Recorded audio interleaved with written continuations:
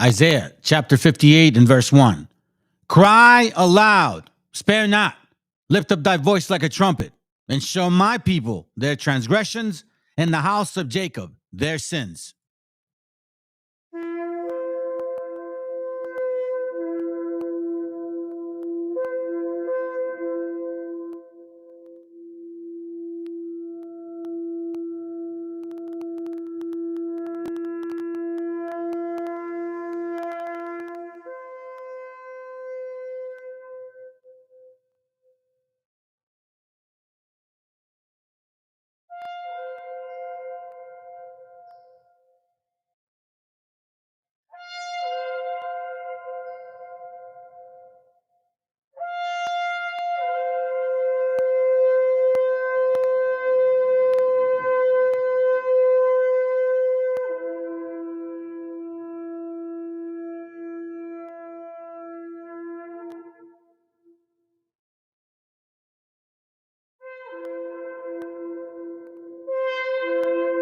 Copyright disclaimer.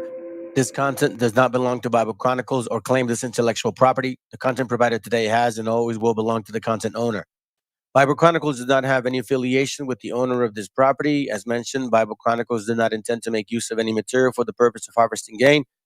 However, Title 17 of United States copyright law states material and use can only be done when it's for theological or general educational purposes, and thus Bible Chronicles believes that this principal material falls under fair use, which honors protection under Section 107 of the same U.S. copyright law.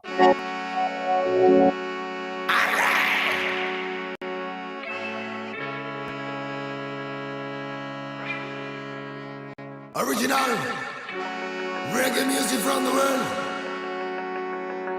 This is King Reyes. You nigga, real rocko. Oh no, bitch. My friend Mike. Get the sound, respect. We tell you say 1, 2, 3, 4. Come on, respect.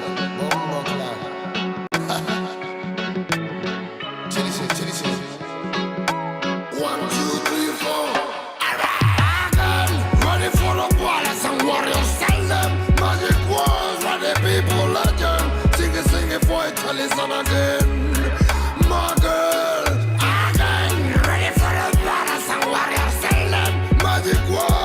People legend. Buffalo, my girl. Son la curva de tu cuerpo, las que me pierden por dentro y no me dejan imaginar. Voy vagando en el desierto con esta pena por dentro y solo queda poder volar. Vivo como quiero. No quiero tu veneno, me salva tu beso caramelo, que es lo que me van a matar.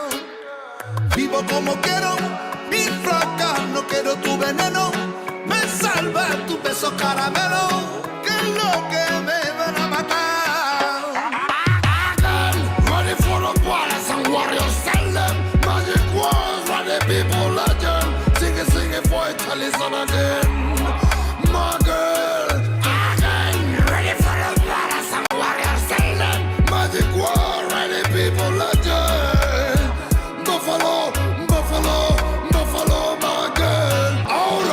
Que no tengo mensaje, un homenaje al flow, es lo que le traje, sonido salvaje, tanto personaje que no sabe quedar. Así levanto tu persona como gángster en la zona, que lo bueno lo abandona sin llorar.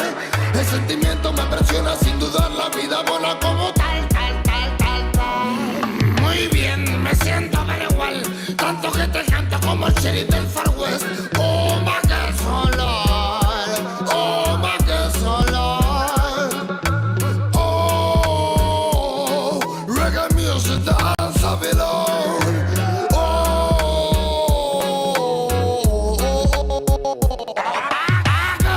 Ready for the warriors and warriors, tell them magic words, ready people legend. Sing it for it till it's on again. My girl, ready for the warriors and warriors, tell them magic words, ready people legend. Buffalo, amo como es mi mamá. Te doy ese amor que me nace y te sana, que te nace y me sana. Inshallah, que todo ese amor crezca como rama. Soy esa raíz que llego a tu cara, que llego y te cala. Soy esa semilla que llegó al futuro, bro. Vuelo por espacio que recuerdan que soy yo aquí y ahora. Aquí y ahora, no están. Soy esa semilla que llegó al futuro, bro. Vuelo por espacio que recuerdan que soy yo aquí y ahora. Aquí y ahora. Ready for the warriors and warriors, tell them magic words where the people legend. Sing it for it till it's on again. My girl, again. Ready for the warriors and warriors, tell them magic words where the people legend. Buffalo, buffalo, buffalo, my girl.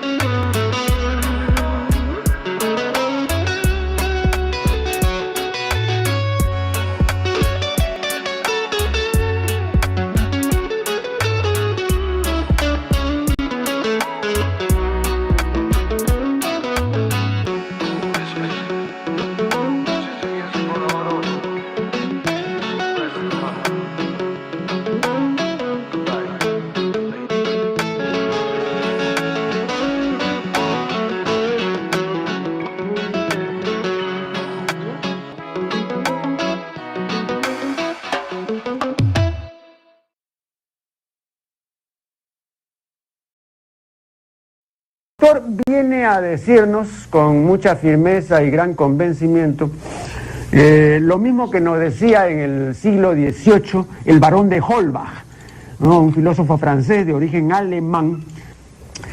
Si nos remontamos al comienzo, entonces hallaremos que la ignorancia y el temor crearon a los dioses. La fantasía, el entusiasmo o el engaño los adornaron o desfiguraron. La debilidad les rinde culto, la credulidad los conserva, la costumbre los respeta y la tiranía los apoya para que la ceguera de los hombres sirva a sus propios intereses.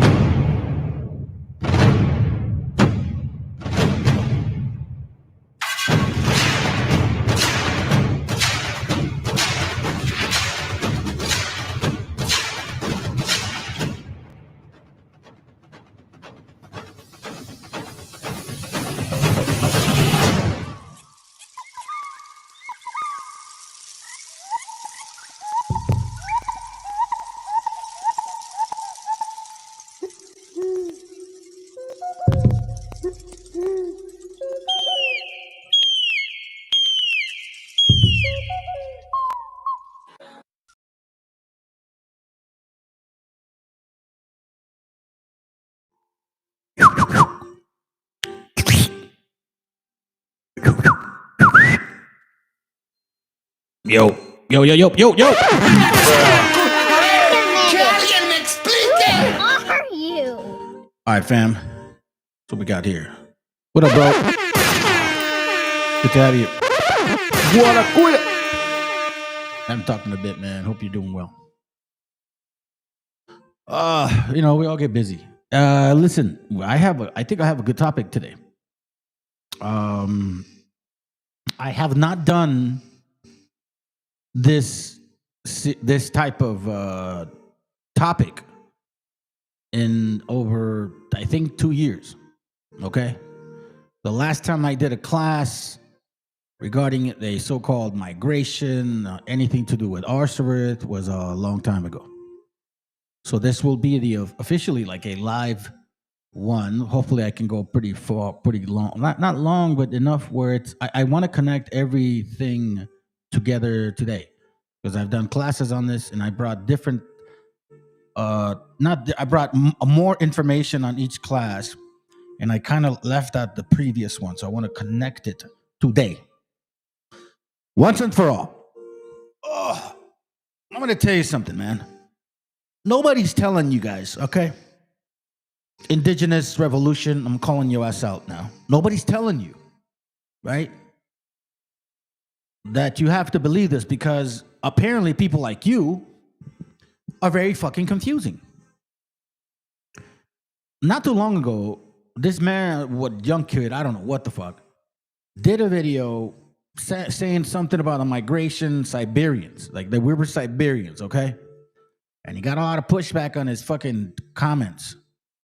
Now he did a video again, I don't know, 10 days ago. I just caught it. And now he's like basically saying that that's not true. So what the fuck is it? Y'all go to school, to college with these fancy, you know, elegant buildings and rich ass white people, and they teach you and give you that certificate that makes you, I don't know, a college graduate. Then you want to come and tell us how we are incorrect or we are wrong, even though we prove it. So does this documentation does not matter? Like fuck no, man. You can go to fucking hell for all I give a shit, bro. We don't need people like you because in reality, I mean, you're not teaching anything that's significant. Your AI shit is getting pretty fucking tiring. You know, and then you want to debunk my shit, then call me out. Let's begin, family, because this is an important topic.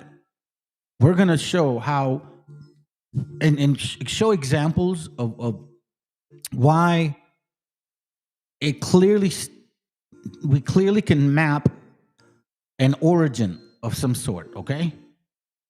All right, so let's just begin. Let's begin, man. Let's just start now. Let's go.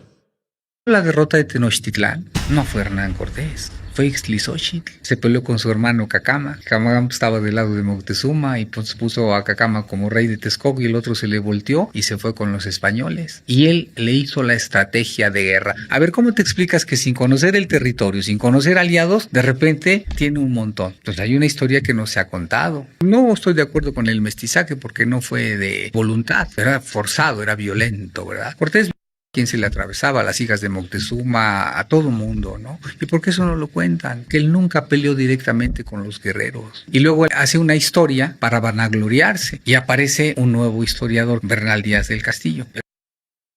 This is why we can't necessarily take you sincerely if you're just, regurgitating white science. Like that's what you're doing. Regurgitating white science, basically. Now we see from what this man knows, and he's within his respect, he knows his shit. Now, he just said, in case you missed it, that Bernal del Castillo was actually Hernán Cortés.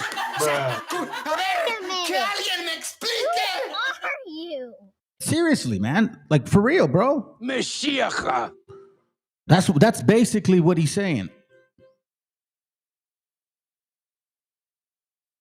Pero nunca existió Bernal Díaz del Castillo. Fue el seudónimo de Hernán Cortés, porque tenía prohibido escribirlo. Esa es la historia que se da a Europa. El que hizo la derrota de Tenochtitlán. So he could not write about himself.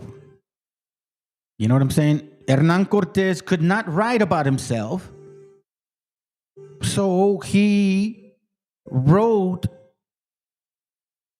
under the name Bernal del Castillo. Like, for real. MESHIACHA. Yeah, let's listen to it once more.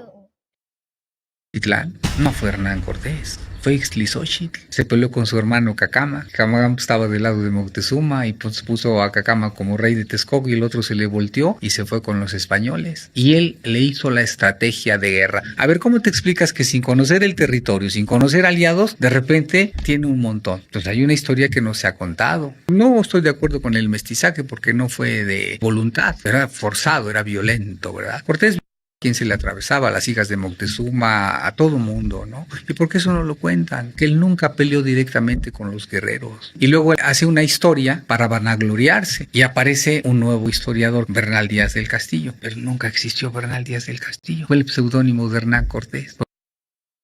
Shit, bro. We can't take your word for shit. You know, we have to do our own due diligence on the research that is demanded. First of all, it's demanded of you if you share this belief that we have here in this family. Hey, what's up? Saludos, saludos. What's up, queridos? Buenos días. What up, bro? I said what's up earlier in case you didn't catch it. So this exercise, this ability, now that we can fucking read, excuse my language, like this has to be done. So Bernal del Castillo was technically Hernán Cortés, okay? Was indeed associated with Hernán Cortés during the conquest of the empire. Oh, shit.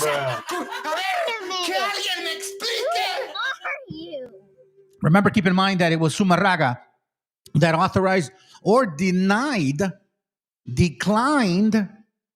right? Declined our rights to read. And we all should know this. I don't know why this is such a complicated thing. You know, I honestly, how can I say this? I'm not trying to get mad at people, bro. You get what I mean? Like, that's not my intent.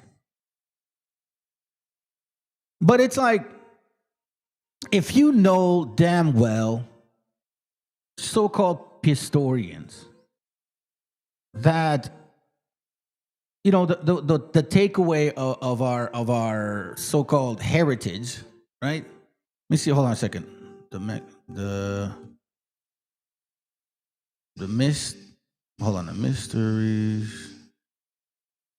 mysteries. Sorry, what was the Mexican? Here, I have this book, and for some reason I always forget the page that it's on. So we're gonna borrow it right now. Okay, I'm gonna borrow this right now because it seems like this has to be reminded. You know, we see here people lying to us. Technically, you couldn't glorify yourself, so then you had to create, you know, another name. And we also hear that, I think I have the video. I don't think I have it included in my list here, but Columbus was called Hernán Zarco, some shit like that. Hey, what up, bro? Good to have you here. Hold on, to all the gente, hold on, to all the gente. MESHIACHA. ¡Viva México, cabrones! Yeah, this rabbit hole is deep, bro. They've been lying, and we can't just take people for face value. I mean, fuck, man. You know what I'm saying? Like, Esau's government is falling apart. You guys can actually see it crumbling in its own moment. And, you know, regardless of what people want to fight for, land, or I want to be called a native Indian, whatever, fuck it. Who cares? Let them. Obviously, it's a certificate from the gringo. You know what I mean? Like, that should solidify exactly who they are. Let's listen to this again. This is fucking important. Porque tenía prohibido escribirlo. Esa es la historia que se da a Europa. El que hizo la derrota de Tenochtitlán no fue Hernán Cortés, fue Ixtlilxóchitl. Se peleó con su hermano Cacama. Cacama estaba del lado de Moctezuma y pues puso a Cacama como rey de Texcoco y el otro se le volteó y se fue con los españoles. I remember hearing a story like that one guy gave up his brother. He went to these people and said, hey, this is the plan, you know what I mean? If you let me rule, you know what I'm saying? Blah, blah, blah, blah. They're like, okay, cool. But then after that, they killed him as well. That's what you get. You can't trust thine enemy. For as iron rusts, so does he.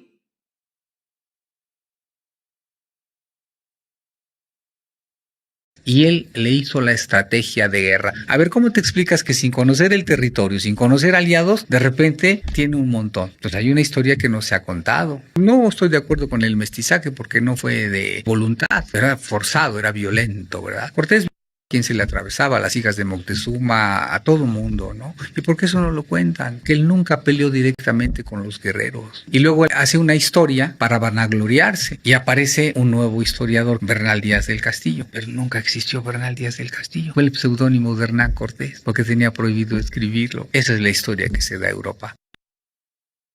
Now you hear it. Now you see it. Now you know it. There's no denying it. You could read about this guy, but now it's very clear. Now, why is this important? Here in the mysteries of the Mexican pyramid, okay, I'm going to take you to page 16. And this is how wobbles I flush wobbles down the toilet. FBAs, all of you so-called natives, if you are legitimately through your father and you're here, all praises to the Most High for that. But if you're not, and you're originally from somewhere else, I don't give a shit about you. And this is how I know that a lot of you guys just don't know shit. If you say that we supposedly replaced you, like that's literally called replacement theory. The same shit the white people are fighting for right now. You know, the Cracker Barrels out there like trying to like really be aggressive towards anybody of color. That's called replacement theory. They're being told that they're going to be replaced. Y'all are no different. Now, page 16 says something extremely important. And it doesn't say it to anybody else. It says it to the natives. The people that were here originally went through this originally. It says on page 16, as land was stolen from the natives, great famine ensued. Meaning people were freaking starving, fam. Okay? And that's not all. Yet, heavy taxes were laid on our people. Now, here's the catch, fam. You see these wobbles, like, oh my God, we were the originals here. Well, guess what? There were so-called Jews that were coming here in 1492. You don't see them saying anything in their history that they saw Africans over here. Do they? No. ¡Viva México, cabrones! You like this. Where's your soul? You preach 10 commandments, but broke every scroll. You see that? Yeah, I'm going to use this shit. I'm mocking his ass, by the way. Anyways, it says here, yet heavy taxes were laid on Indians. Those who failed to pay were tortured to death. Not only were you stolen, taken on ships, being enslaved, sold worldwide. We've proven that already. It's not a fucking, it happened. Great resources I've provided you. I don't know if you don't want to listen. That's up to y'all. Don't let these idiots take advantage of your great history because you don't read. Come on, man. Now, it says here, great famine ensued. Heavy taxes were laid. Those who failed were tortured. Those who failed to pay were tortured. Then it says, Indians who refused to join the Catholic Church were horsewhipped. You know, like they tie you up on a fucking pole. You know, like those movies about slavery.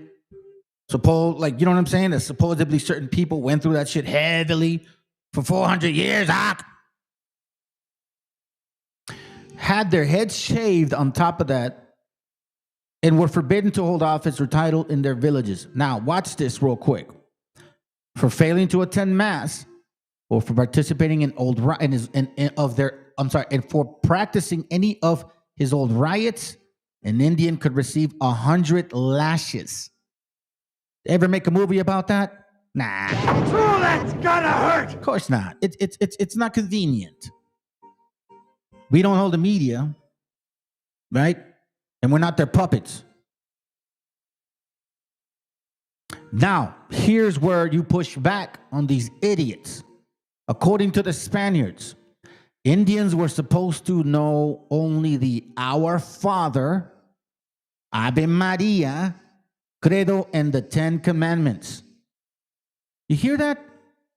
So all you knew how to know was that right there. That's why every Mexica, okay, knows, Padre nuestro estás en el cielo, santificado sea tu nombre. Do you, Wobbles, know? No, you don't. Most of y'all were Baptist. Fucking Calvinists. Puritans. What are you talking about? You came with the Catholics. You had black popes. Please. Now it says that only these things we were allowed to learn. Why? Reading and writing was considered as dangerous as the devil. Do you understand what that means? This is in 1490 motherfucking told. Gosh darn it, man. And we were told, no, todo lo único que tú puedes aprender, güey, el Padre Nuestro, Ave María, el pinche credo y los 10 mandamientos, para que veas. Así como, pues usted ya sabe, señor, porque eres un indio, cabrón. Y si no me pagas mis impuestos, güey, te voy a dar un latigazo que ni te aguantarías. Qué bonitos católicos, ¿no? How beautiful of a Christian religion. How loving is Jesus, isn't it? Now, why is this important? This is important because I've showed this to you, and I'm not going to read the entire thing, okay? Because I basically have done it before. Watch this, and this is from, and I honestly, man, this is all the Father, His ability, because I have no clue where I found this, and I'm the only one ever to bring this out. No other channel ever done it, did it before me, and if they have, good for them now that they're showing it, but no one did. This came from me. I don't know where I found this. I can't remember, but if you look at this page, from the Lutheran Witness, it was dated September 7th, 1900, okay? So this is not a joke. Here he's basically, it's a newsletter, and he's basically mocking the Catholics here, okay? And he's talking about how Sumarraga, right, implemented what's called a Christian compendium, which is what you were forced to learn. Now, it says here that from 1539 and 1810, when the immortal Hidalgo raised a cry of Mexican independence, or during the 271 years of Spanish rule and misrule in Mexico, Spain not only did not give Mexico a Bible, you understand that? Since they got here, no Bible were you supposed to read and write, my friend. Any reading and writing, which or did not include the Bible, was prohibited. Remember that. Who implemented this? Christian Catholics. Sumarraga was the originator of also the stupid Virgin Pinche Mary that you guys worship. That shit was made up. Idiots. The prohibition is still in force with regard to the printing of the Bible in any of the dialects. I think 52 dialects it says. And then it says the first edition of the Bible in Mexico was printed finally in Latin and in Spanish in Mexico City between 1831 and 1833. How funny that 10 years later, 15 years later, we lose half of that shit. Anyway, let's continue. It appears in 25 volumes with an atlas and costs over $200. That's in 1833, by the way. So you were only supposed to learn Ave Maria, Padre Nuestro, Credo, 10 Mandamientos. You weren't supposed to read and write, and definitely not get a hold of the Bible, okay? Remember that.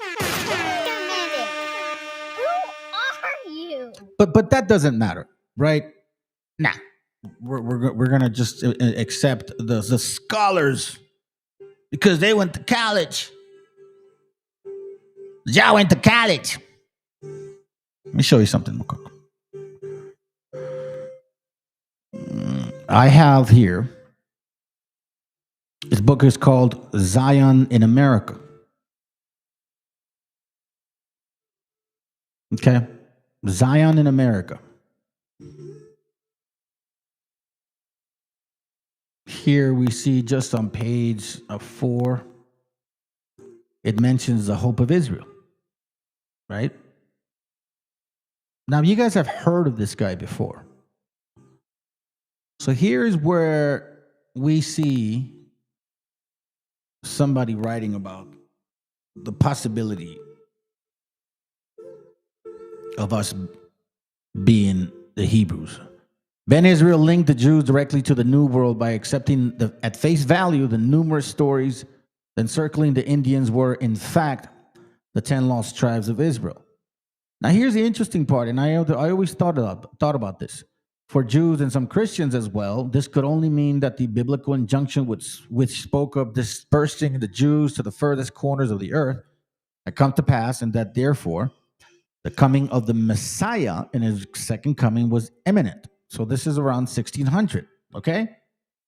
Indeed, it was probably the background for success of Sabbatai Sevi, because Sabbatai Sevi around 1666 was false. He was claiming to be the Messiah. At that time, people believed it because they were writing about us.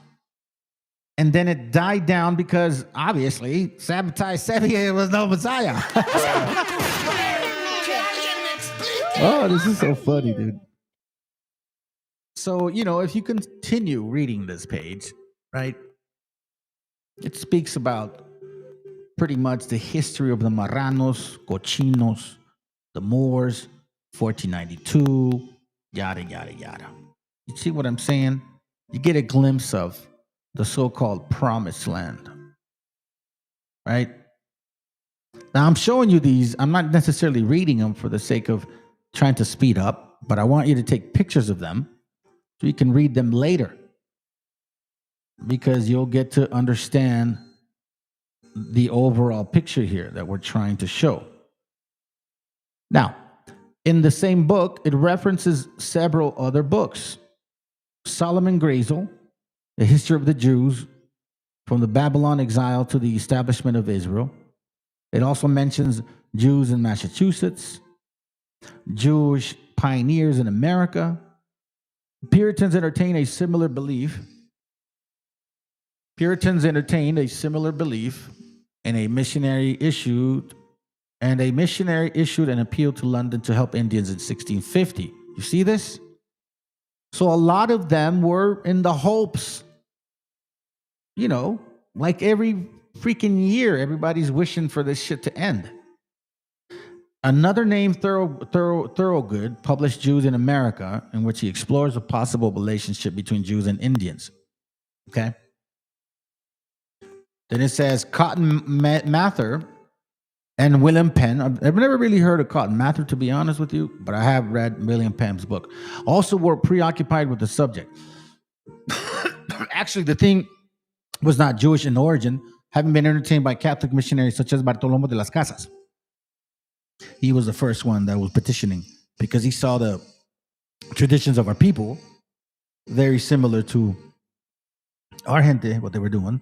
And he was also seeing the stuff that he was finding, like, whoa, they know about the duelage. They know about all of that stuff. Like, yeah, they do. We did.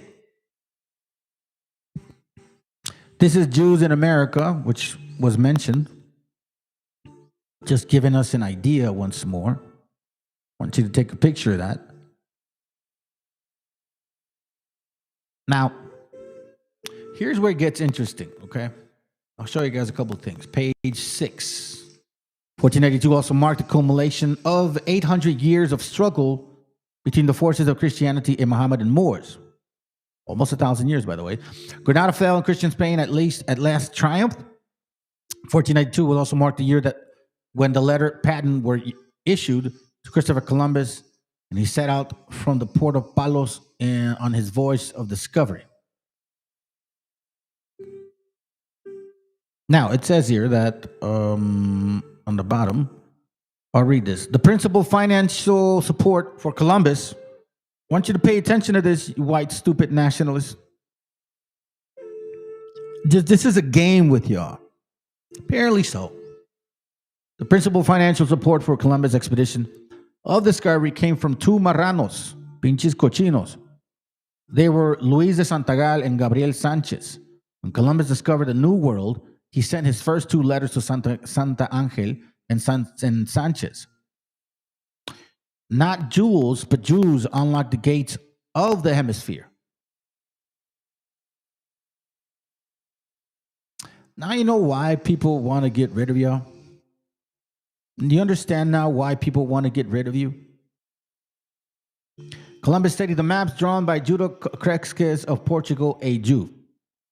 Right?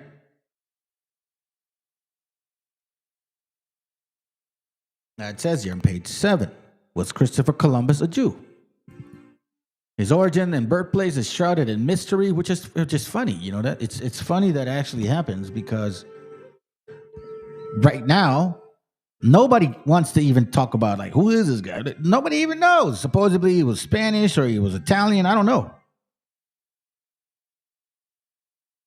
You know what I'm saying? Like I don't understand. Give me a second, family. So we have now a good idea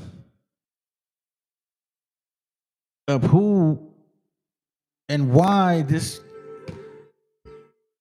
relationship and why you have like the Stephen Miller types.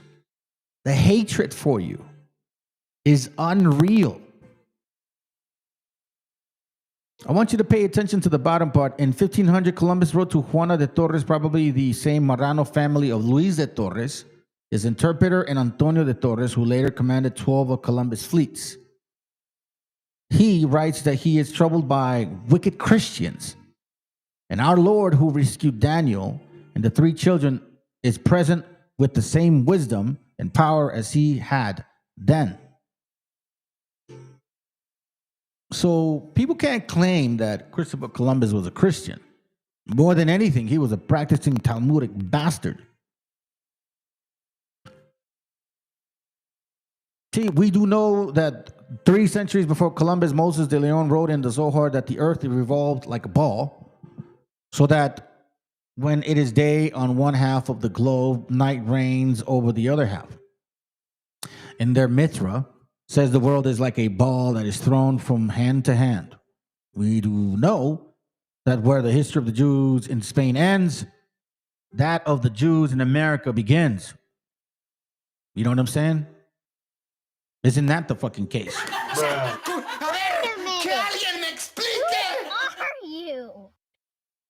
Right. Who are you, bro? Luis de Santagal was one of the richest men in Spain. His father had been the collector of royal taxes in Valencia. More likely was also Freemason. I mean, seriously, dude, I can't deny this no more. Now, check this out. This is very interesting. Yeah, Mama? Let me just finish real quick. Hold on, I just started, okay? Hold on. I can't right now. Sorry, fam. Hold on. My daughter wants to play T. I can't right now, fam. You know what I mean? I'm in the middle of something. Hey, anyway, so it says here that physician, Marco, a surgeon, Luis de Torres, an interpreter, Rodrigo Sanchez, an inspector, Alfonso de Calle, Rodrigo de Triana, sailor. Rodrigo de Triana, in another book I have, was the first white person to land in America. First white person.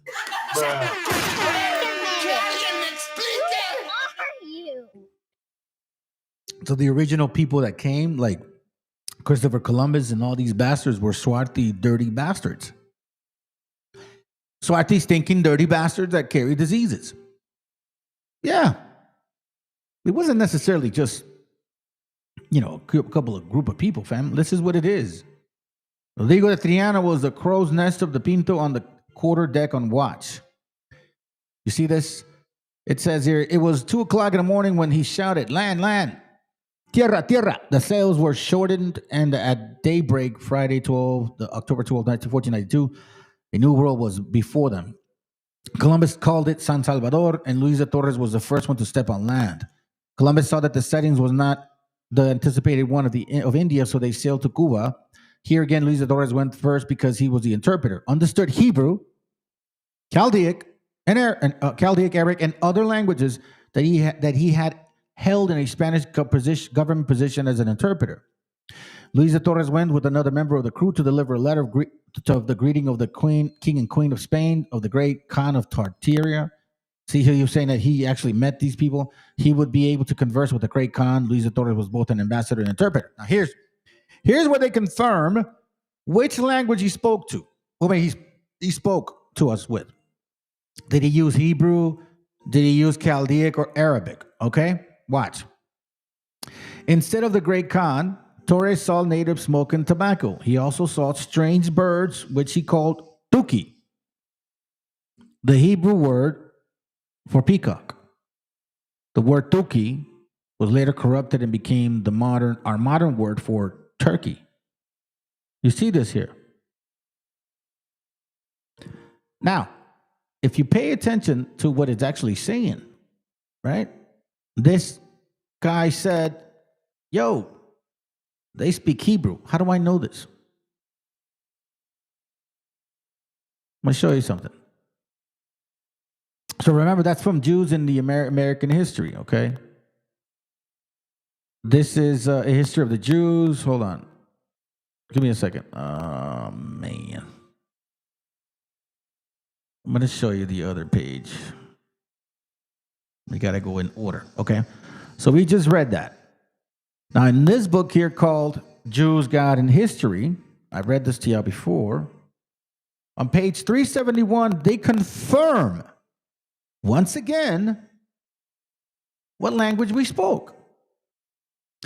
Jewish history in America, and this is where he's being boastful about who they are, what they've done, their contribution, all that shit, right? Jewish history in America begins with the expulsion of the Jews from Spain in the same year and month that Columbus set sail on the first voyage in search of the trade route to India. BS. They knew where we were, okay? Because obviously, if you consider what the scriptures talk about, the land of Ophir, they mapped it out here as the land of Ophir. I mean, hello? Jews served on, now watch this. Jews served on board his small flotilla as able-bodied seamen, map readers, interpreters, and surgeons. We just read that earlier before, right? Watch what it says here. And I want you to pay close attention, and I need this to marinate in your soul. Please, I'm practically begging y'all. If you resonate to what I'm sharing with y'all, you guys are Hebrews of the scriptures. Some people say the Bible is not real, made up. Fine. If it was made up, fine. But I find it so freaking fucking interesting that not only does it speak of what would happen to us from the beginning of time.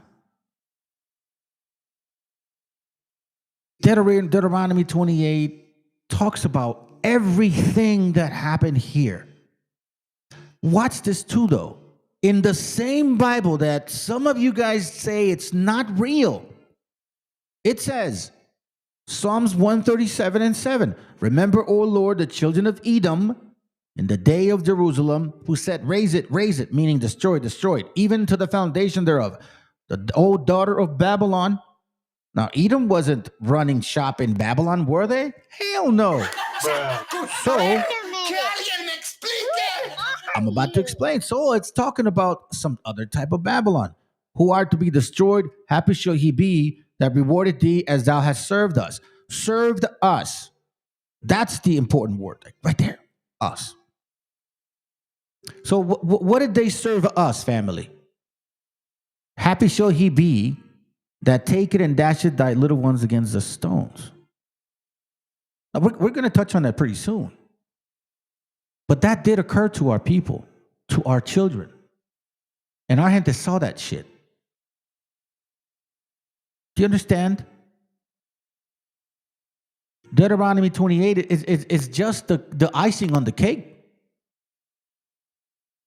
Because almost every nation, a lot of nations went through these curses, but not every nation went through it exactly like this, like we have. If the Bible is so fake, then how come it says, hey, there are certain animals I don't want you to eat, and certain animals I want you to eat. Now, there are also certain types of birds I want you to eat and not want to eat. There is also certain types of, creepy little things that I would like for you to eat if you need to or not. How is it so that we have been always known to eat grasshoppers? A ver, que alguien me explique. Who are you? If you guys say the Bible is not real, okay, fine. You're natives, you know what I'm saying? You're natives, whatever. Fuck, you came from the fucking ground. You're like a mushroom and shit. You know what I mean? Like, you've had no human contact with no one else. You know what I mean? You were a monkey and you developed into this. How come these people were to wear fringes on their garments? If it's not real, how come unleavened bread, which is masa, is in the Bible, but it's not real? So there has to be a some type of commonality that you guys need to fucking come to the conclusion to. You can't just say no, and you don't even know the book. That's for one. Let's continue. It says, as a footnote to history, once again, these Jews are confirming, boasting what they know. As a footnote to history, we must record the fact that the Indians on the Caribbean island, like my brother here, okay, Who are you? where the flotilla first landed, were greeted. They weren't greeted in Mandarin, Siberian, I don't know what language that may be. They weren't greeted with English or Spanish. Go away. Or I say they weren't greeted with like Mexican language. No, they were greeted in Hebrew and Arabic by one Luis de Torres. We just read that. A Jewish interpreter aboard the black ship, for Columbus was certain. I thought he was trying to aim for India. Did Indians know Hebrew? A ver, que alguien me explique. Who are you? Mm-mm.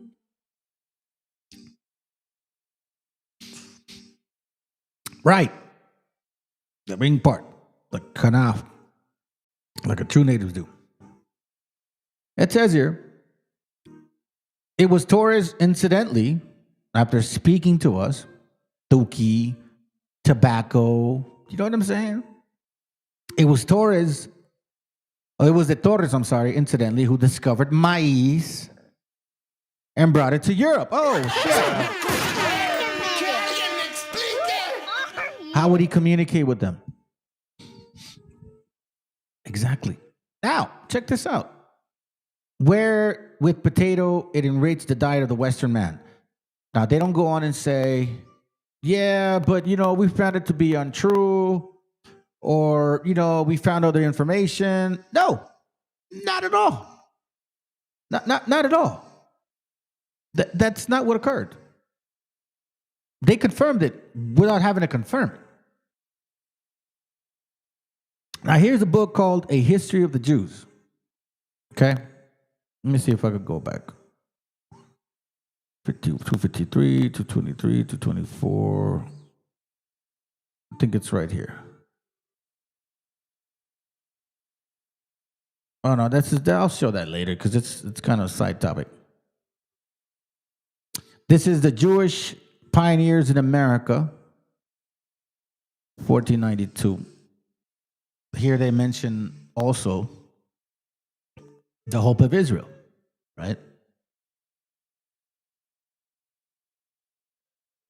People, I guess, stopped believing because Jesus didn't fly down from the sky. Now, on page 20, here on the bottom, just to confirm, one possibility, hold on a second, let me go back. Page 20, by the way. Okay. It says here, one possibility, however, should not be overlooked. Antonio Montesino or Aram Levi traveled to the New World more than a century later after Luis de Torres and other Jewish fugitives of the Inquisition settled there. Indian slaves of the settlers might have been taught a few Hebrew phrases.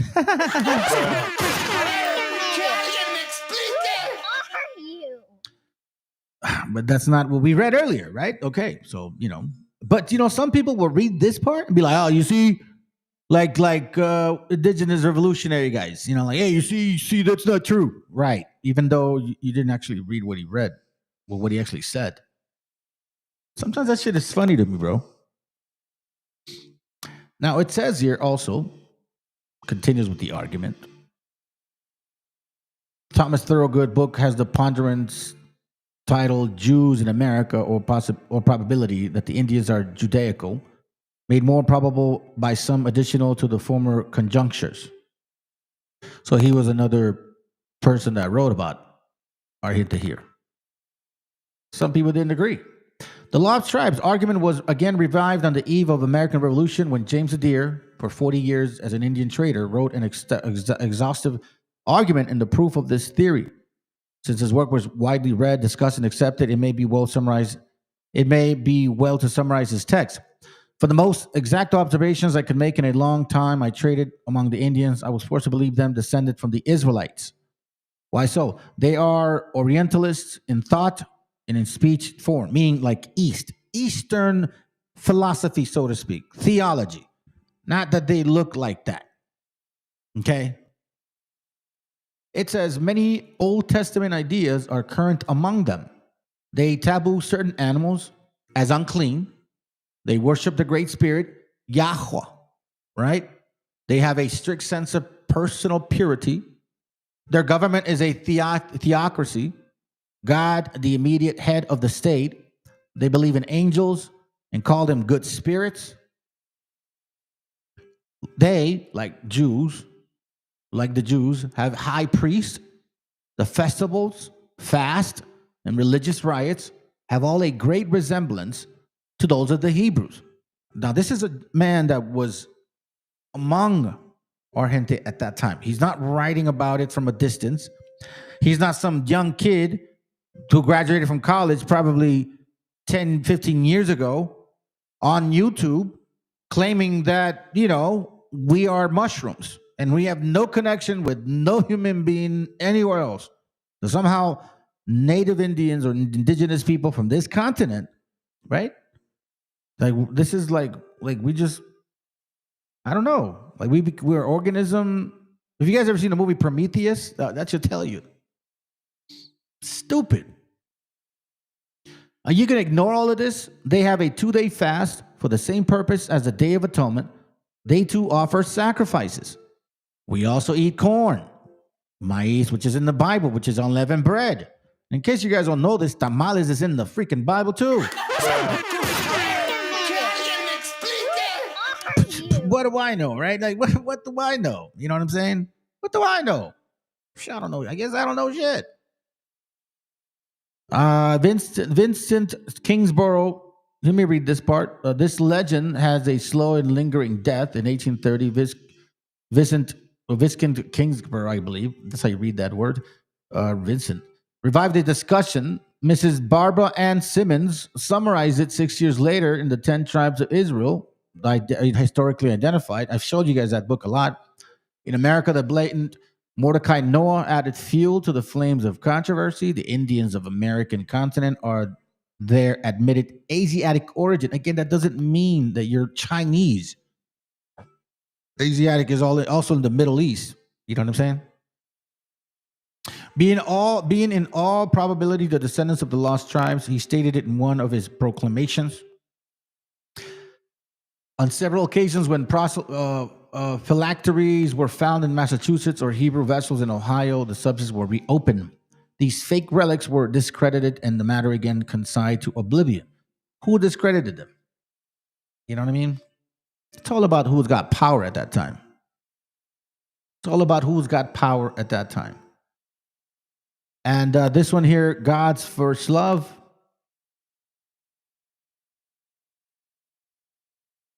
Let me show you this. This is also kind of giving you a history, right? If you can take a picture of that. I want you to pay attention to this. In this torment to Spain, confessional hatred turned into pure race hatred. Christians hated Jews, Moranos, Moors, Moriscos, the converted descendants of Moors. And against this race hatred, Pope Nicholas V and Bishop Alonso de Cartagena, the son of the former rabbi, and Bishop Pablo de Santa Maria appealed in vain. That's not Cartagena. That's crazy. Now, here's what I wanted to show you. King Ferdinand, remember he married Queen Isabella? And they supposedly kicked out all the Jews. King Ferdinand, the Catholic, had Jewish blood. You guys have heard this last name here, Habsburg, or closely related to Jews. So, all of you guys that are going around being white pride nationalists, saying that you built this fucking country. Bro, y'all stupid. You don't know shit. You're just living this imaginary life like if you're so great. It's really laughable to me. Now watch this, los conquistadores psicópatas. It says here, el 12 de octubre de 1492, Cristóbal Colón no descubrió América, contrario a lo que comúnmente se conoce. Esta fecha representa el principio de la sumisión total, la brutal explotación y el exterminio de millones de indígenas. ¡Que alguien me explique! Damn freaking right. What up, Chris?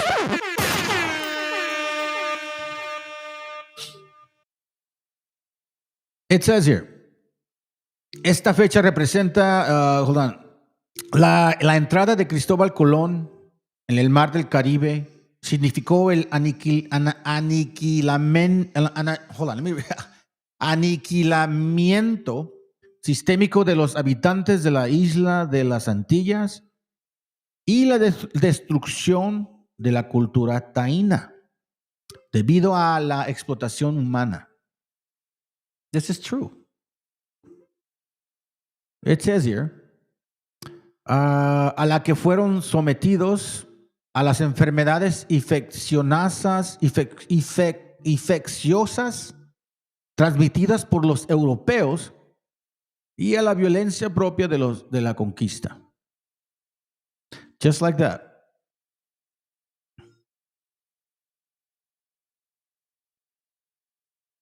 Yeah. Let me see what you got. Rodrigo de Triana was the first prick my people in Quisqueyahu saw along the Columbus and the rest of the filthy syphilis crew. Man, that's horrible, bro. Yep, they first landed over there where y'all were at. It says here, el inicio de este proceso de estos procesos de explotación y esclavización se representa históricamente en Cristóbal Colón, la cruel política iniciada por Colón y continuada por sus sucesores desembocó en un genocidio completo. It's true. 100% genocide. So all of you guys, first of all, white nationalists want to worship this Jew. Christopher Columbus was a Jew. And you want to know something? He wasn't a light-skinned Jew. He was a dark-skinned Jew. Now, we know exactly the converts from North Africa, from Khazars, Sephardics, all of that shit occurred. So, don't think that I'm giving them any clout whatsoever. This is the only channel that debunks their shit. It says, la explotación a que sometió a los indígenas fue brutal. This is why you wobbles are a piece of shits, man. You're a piece of fucking shit work. Because you don't understand that you're so-called, we were here,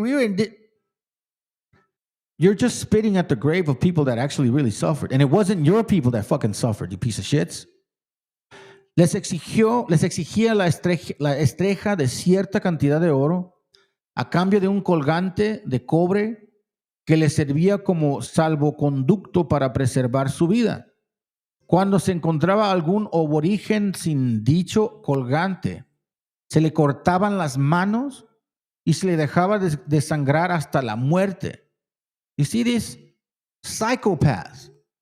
Now remember, keep in mind, family, that these were white and black conquistadors. These were not just white people. These were dark-skinned, Negro-looking as well. So fuck them. Asimismo, Colón fue el primer promotor y traficante de esclavos. You see what I'm saying? The first people that got enslaved here were our people. Stop the fucking cap with these stupid movies, man. You're annoying everybody because now we know it's just you looking for empathy and shit off of a fake story. No encontraron oro, pero tenían que llenar las naves que volvían a España con algún tipo de dividendo. En el año 1495 realizaron una gran incursión en busca de esclavos. Capturaron a 1,500 hombres, mujeres y niños Arawak. MESHIACHA. What the hell, bro? You know what I'm saying? Oh, that's gonna hurt. This shit's like, man, you know what? Fuck that puto. Fuck that puto.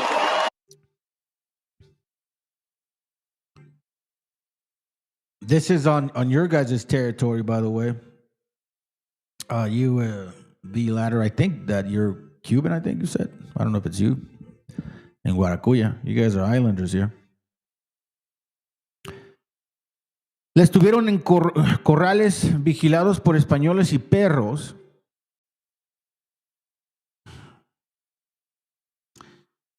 You know, it gets difficult when I read this and I think about the horrific shit that occurred to us. And you know, I like the fact, I don't know, I mean, look, there was about 10 people watching. I don't know at what point people left. But I know that when I talk like this and not say that these were only white people, a lot of you fucking leave. So I don't know who's following my channel. But if you think that I'm ever going to turn away from what I know, you're lost in the sauce. You're hoping for something that is never going to freaking happen. Ever. This is what I know. That black and white people came together and fucked us all over. Destroyed our people and gave us nasty fucking diseases. Does that hurt your feelings? Oh, I'm sorry. Should I just blame the white man for this? Y'all were psychopaths, bro. All of you. This is so fucking painful, bro. Los tuvieron en corrales vigilados por españoles y perros, güey. Para luego escoger los mejores 500 espécimes y cargarlos en naves. Have they ever made a movie about indigenous people going through slavery, being put on ships? Oh, that's gonna hurt. Nah. A ver, que alguien me explique.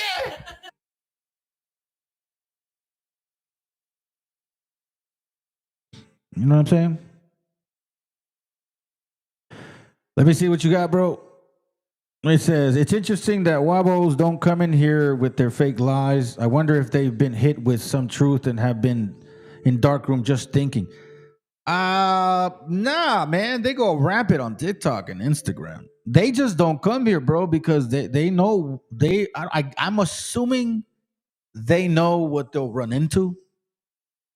You know, I'm not an unlearned individual. You know what I'm saying? I'm not trying to toot my horn either. I'm not stupid is what I mean. I think I can at least say that. Let's continue. Now it says here, la otra historia de los Estados Unidos desde 1492 hasta el presente. So this is from the book La otra historia de los Estados Unidos desde 1492 hasta el presente. So this is from that book. Zen Howard wrote that book. So let me see this. Zen Howard. I didn't even catch that. Zen Howard. Wow. Books. A People's History of the United States. Wow. I didn't know this. It's not expensive either. Yeah, it's not expensive. A People's Power. A People's... Look, I'll show you my Amazon account. Look. A People's History of the United States, 1492 by Howard. Right? So it says here, and this is good. This is good to have. This is really, and again, have y'all ever seen a movie about our people going through this shit? Ever? I haven't. As far as I know. You know what I mean? Damn, I really, you know what's funny, bro? I don't really, look, let me just say this, fam. I don't really pay attention to the views as much as I used to, I guess. But as of right now, there's only one viewer. I don't know if it's YouTube doing it. I don't know if it's YouTube doing it. I don't know if it's... But I do know this, that as soon as I bring up some real facts, boom.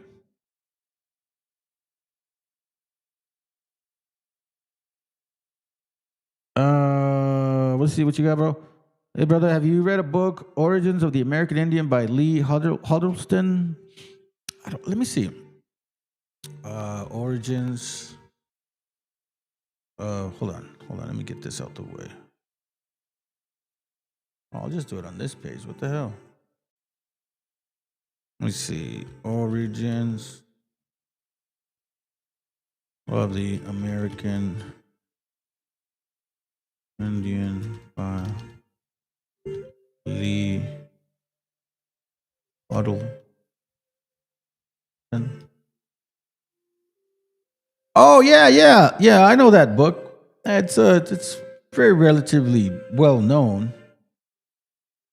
He's talking about this book, family. Yeah, it's relatively well known. I have that book. Yeah, I have it. But thank you though. Thank you for sharing. Soy Anawak. Appreciate you for being here, brother. What I like to do is I like to show books that people really don't ever show. And that's why I kind of don't show that one much, because it's been around quite some time. And I want to show y'all some stuff that no one ever brings out.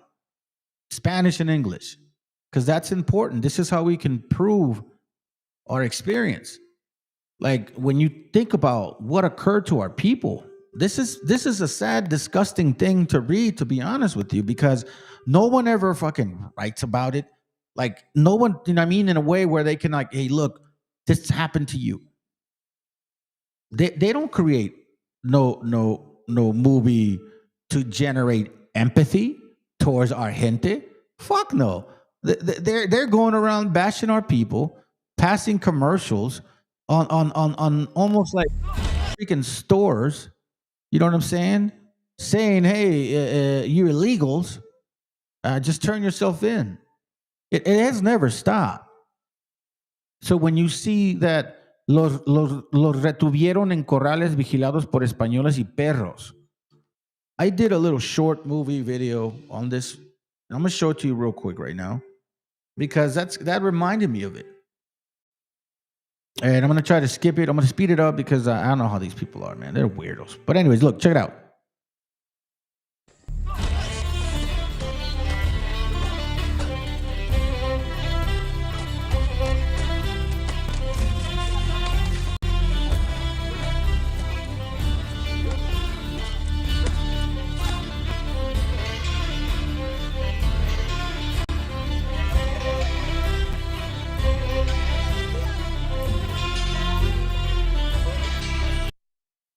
So now we see here, you know, our gente tied up on sticks and shit, right?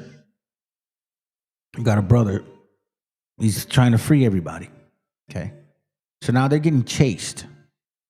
They start getting chased. And here's where you see dogs.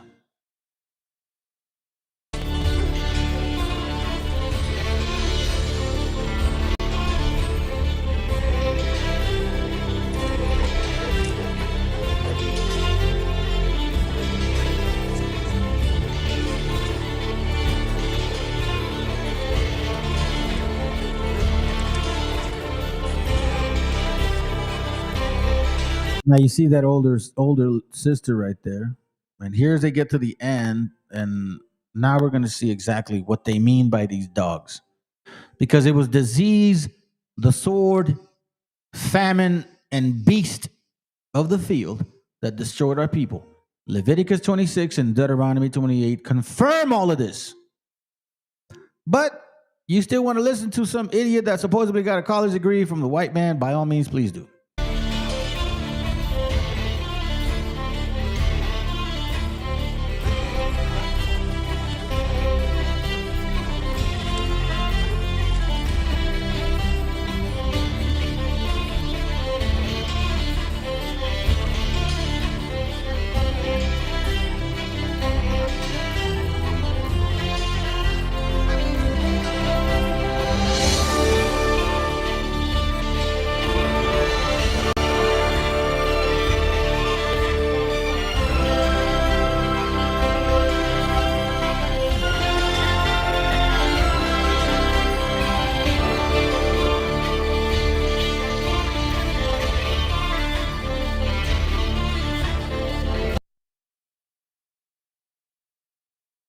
That's when you read it and you see it that way, it makes a big hell of a difference. Para luego escoger los mejores 500 espécimes y cargarlos de naves. De esos 500, out of those 500 people that were taken on ships, 200 murieron durante el viaje. So 200 of them didn't make it. So where do you think they went?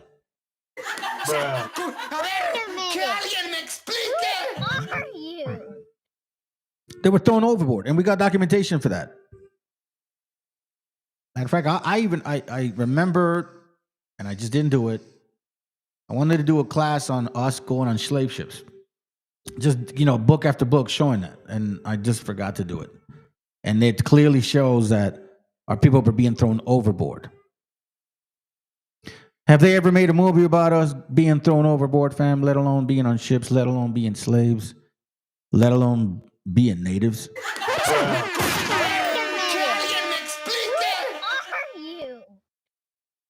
It says, en el mismo tenor, el escritor Galeano resumen, 3 años después del descubrimiento, Cristóbal Colón dirigió en persona la campaña militar contra los indígenas de la Dominicana. Guaracuya. Un puñado de caballeros, 200 infantes y unos cuantos perros, especialmente adiestrados para el ataque diezmaron a los indios. So within these ships, fam, there was white people and there was black people helping. Remember the book? Africans hold dependent in everywhere the Spaniards went. Don't ever forget that shit. Then it says here on the bottom, let's see, más de 500 enviados a España fueron vendidos como esclavos en Sevilla y murieron miserablemente. Las vanes abiertas de América Latina. So Galeano Eduardo wrote The Open Veins of Latin America, and that's what he talks about. Por su parte, Miguel de Cueno, cómplice de Cristóbal Colón durante el segundo viaje, narra de esta forma la partida de la isla de Santiago. It says, la víspera de nuestro retorno a España, decepcionados al no haber encontrado oro, rodeamos los 4 poblados situados cerca de nuestro fondeadero y capturamos a 1,600 salvajes. Hombres, mujeres y niños grandes, y los embarcamos en nuestras naos para venderlos como esclavos en España.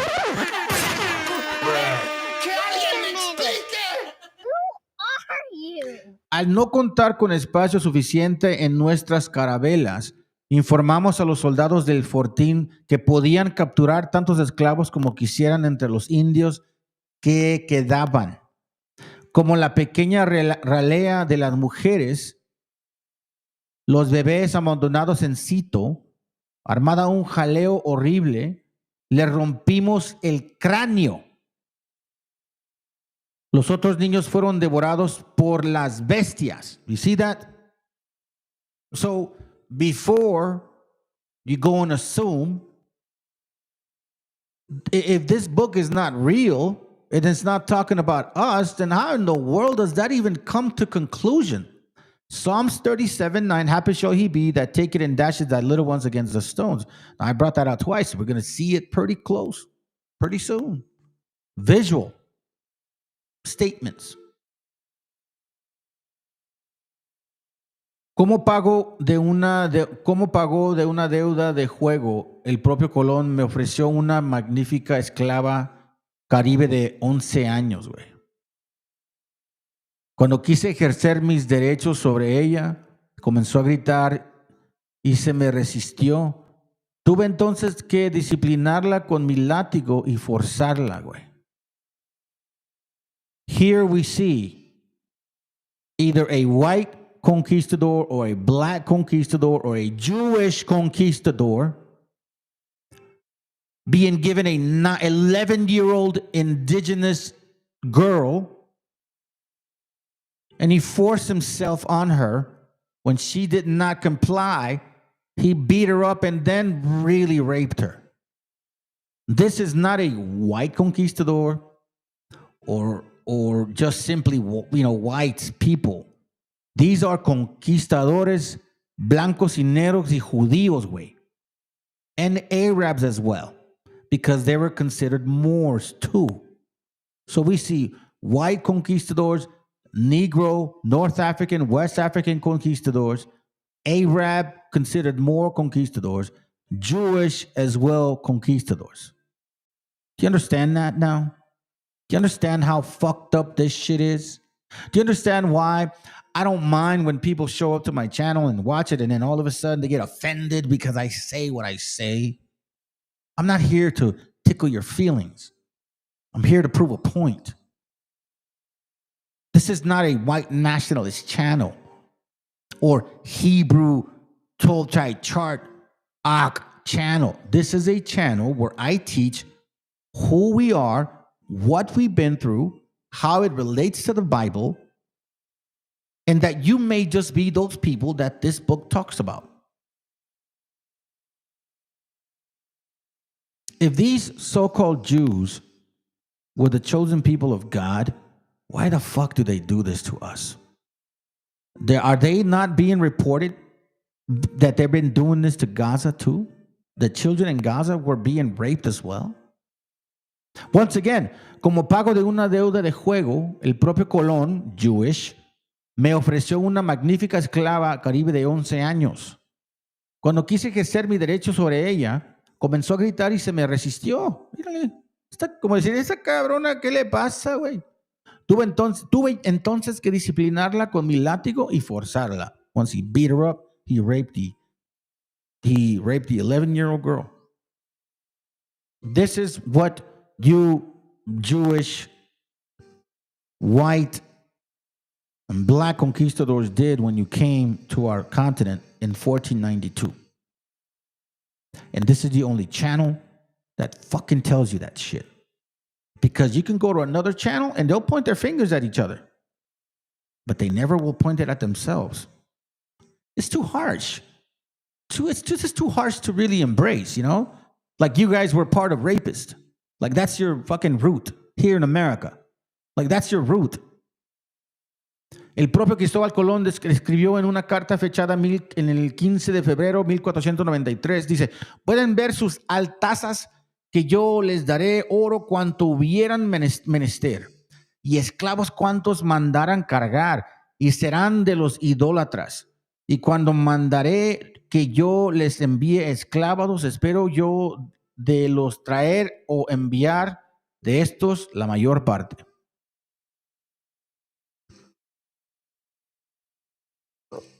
Brother, do you believe that we Mexica or Toltecas come from the Issachar or Tola? I mean, no, we're here. You know, I believe all of us are here. I believe all the tribes are here. I don't believe that Mexicas are Issachar predominantly. That I don't believe that, because that's 12 type chart theory concept, and not all of us can really manifest that. To be honest with you, like I work hard, bro. Like, you know what I mean. But I'm not like busting my back and shit. You know, I'm not like a fucking burro.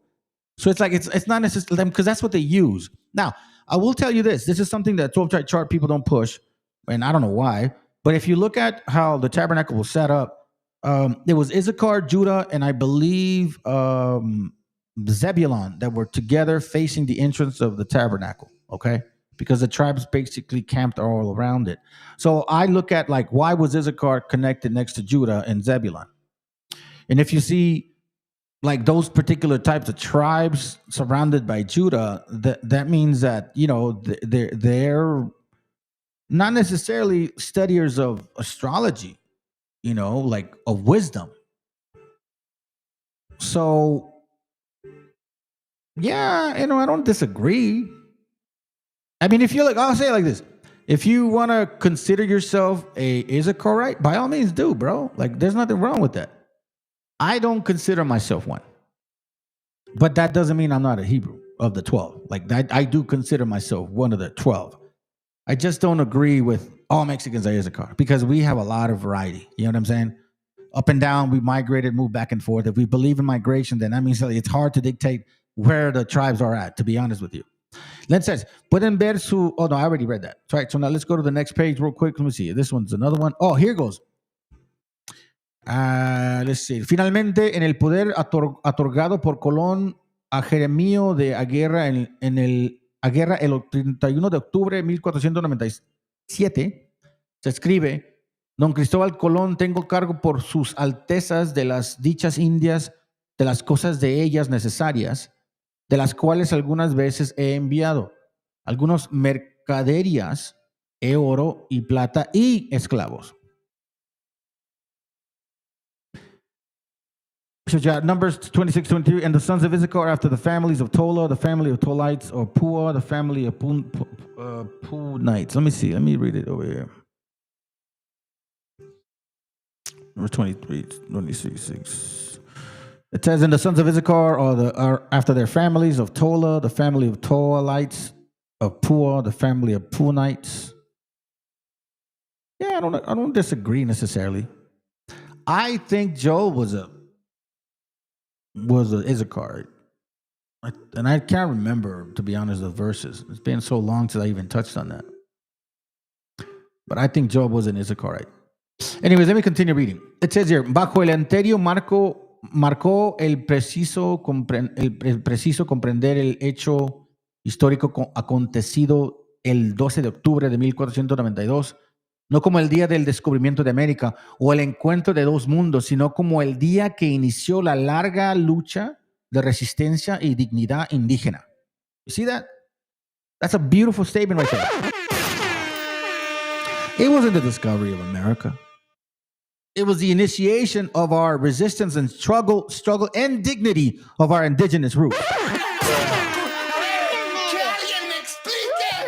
Fueron infinitas las gentes que yo vi quemar vivas y despedazar y atormentar por diversas y nuevas maneras de muertes. Let me remind you, you non-believers. No, that's not a book. Sounds fine to me. I don't care whether you believe it or not, but I know this for a fact. If it was fake, then why does it say this right here? Deuteronomy 28:50, a nation of fierce countenance, which shall not regard the person of old, nor show favor to the young. A fierce nation from afar did all this to our people. From the end of the earth, with the sign of an eagle, that spoke another language.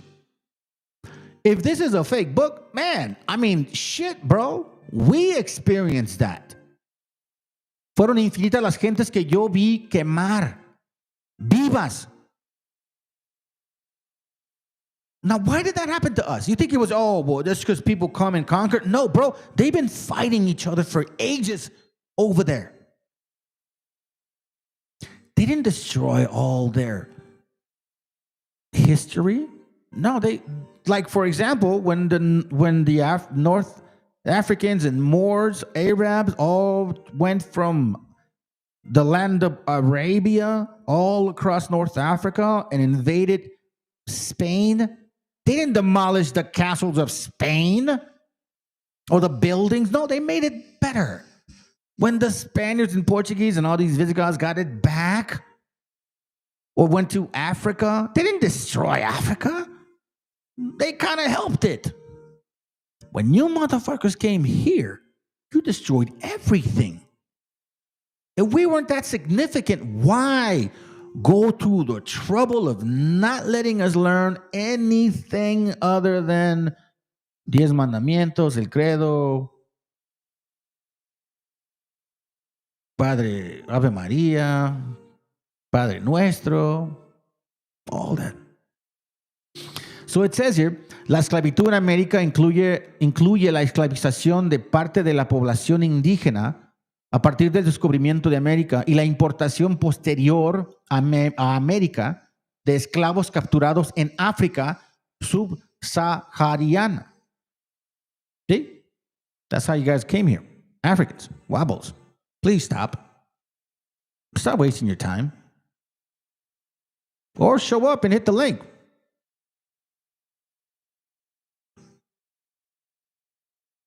Now, it was extremely important to me that, you know, at least we know where we stand. And I'm going to show this to y'all. This is a video I did a while ago. Had a month ago, right? And I was sitting back at, you know who. And again, family, nobody ever bugs me in my channel. Nobody ever wants to debunk my shit. No BHI, no FOPI, no Sakari or Exakari, no GMS, no ISUPK, no IUIC. Nobody messes with my channel because they know better. They know better. Okay? Now, I showed this video to y'all, me no Hebrew, right? And I got it finally back. Now, here's the interesting part. You see this video here? It's not on YouTube anymore. This video here is not on YouTube anymore, fam. They took it out. I looked for it. I was gonna, this is part of the class. I wanted to just show the video. I didn't want to show my video before. But then when I hit the link, it's gone. It's completely gone. So I'm going to play it right now. It's about 3 minutes. Because again, I've shared a lot of information with y'all. Well, I mean, look, this is 3 minutes. And I'll see if I maybe play a little bit more because there's some info that I left out. Right at this point, I did share that book already with y'all. So I may not even let it go that far. There's this video that I want to share with you maybe. And then this Nexus book here, I'll skip that. Matter of fact, I'll do that. I'll just kind of, once this video ends here, I'll skip the book part and I'll go here, okay? So just check it out. And look, he says it himself. I'm not saying this. They're saying it. He's admitting it. Like, nah, bro. Like, yeah, you're right. We are Khazars. Y'all stick with your, you know, with your wicked ass, like, weird ass beliefs, man. After so many years of reading and reading and reading, it's just, you can't just easily believe, excuse me,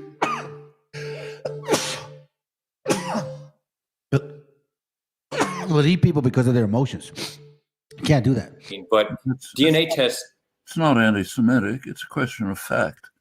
So Shlomo Sand, for example, has argued that, I think probably exaggerated, but it's simply a question of fact.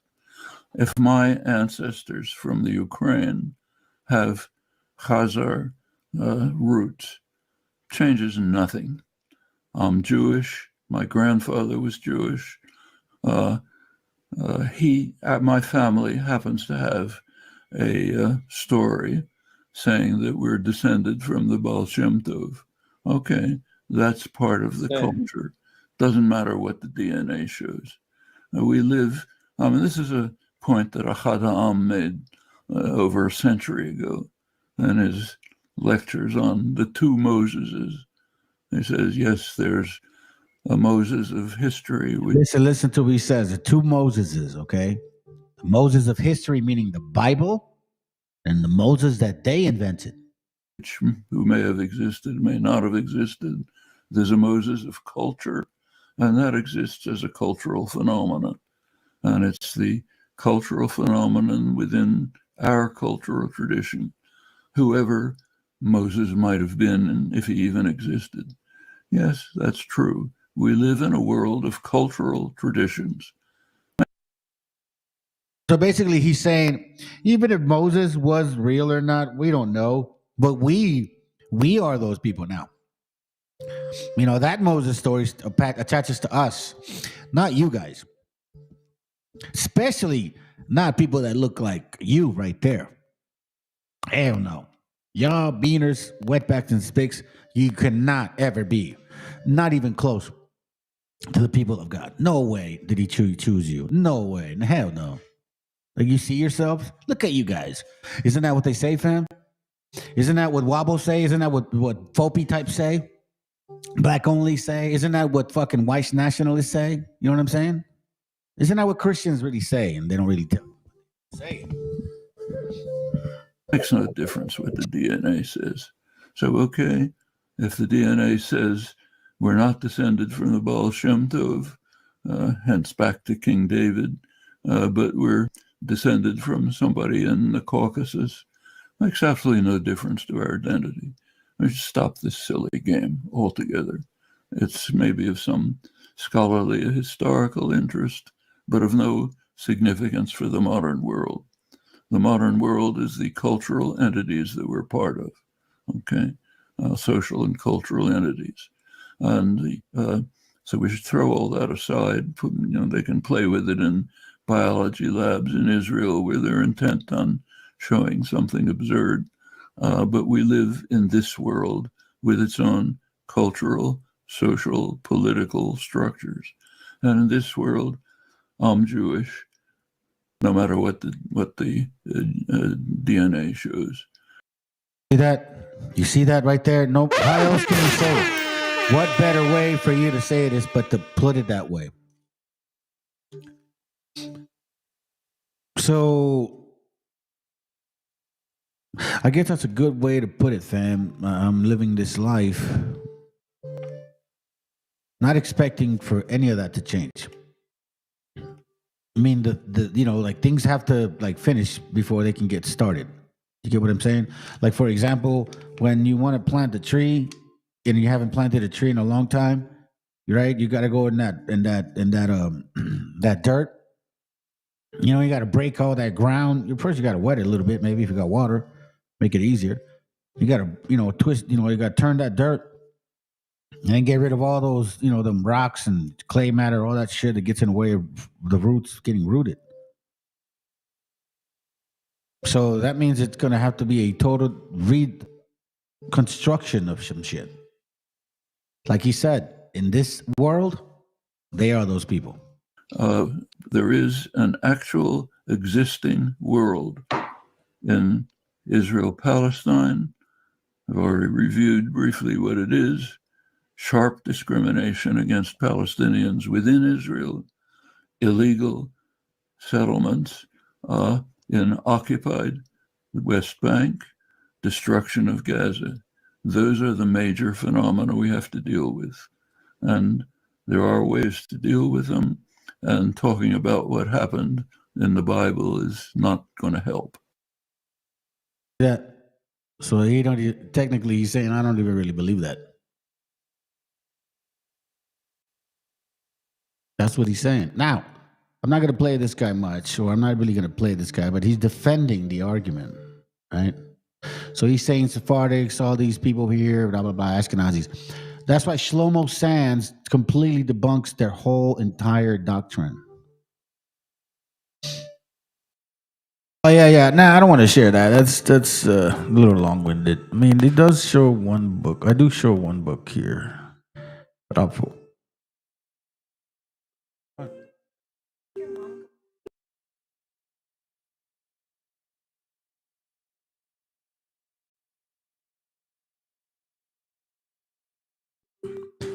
Let's see. Let me move ahead. Oh, all right. So let me show you this video here, and then I'm going to show you another book. Belong to Bible Chronicles or claim this intellectual property. The content provided today has how or general education use. Book from some fucking random person. No, sir. Conquest. To open a new route to Asia. Asia is the richest kingdom, the land of spices and gold. At the moment, there are only two ways of reaching it. By sea, sailing around the African continent, the journey takes a year, or by land. But the Turks have closed this route to all Christians. There is a third way. By sailing west across the ocean sea. The distance is unknown. It's said to be infinite.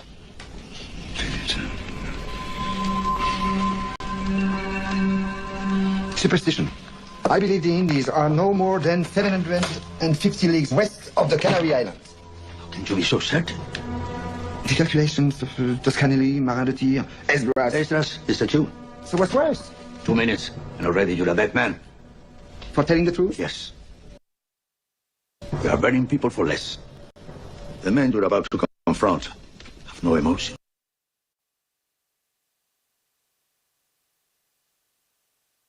You see that? Making sense now, huh? Making sense now? Making sense now? I hope so. I hope so. Because in case you guys don't know, remember it says here that he spoke Hebrew to us. How do we know that? Be like, how do you? He just said it, brother. It ain't nothing. Okay. How do we know that? Okay, I'm gonna show you how we know that. I'm gonna go more into this book more often now, family, more as we move forward. And this is one that I have. It's an awesome book. The Nuxus spoken language, the links between the Maya and the Semitic during pre-Columbian times by David Allen Deal. You cannot deny you can't deny this shit. You know what I'm saying? You can't deny this shit, dude. Sorry. You can't debunk this. You just can't. You know what I mean? And I'm also gonna show you, like, you know what I'm saying? I'm also gonna show you some stuff. Because unless you can debunk this, then maybe it makes sense, but nah, you can't. You can't touch this. It says here on page 14. Oh, I thought I had page 13 already. Hold on, let me see. Page 13. Well, I'll read you page 14. The other ones will come up. It says here, page 14. Okay.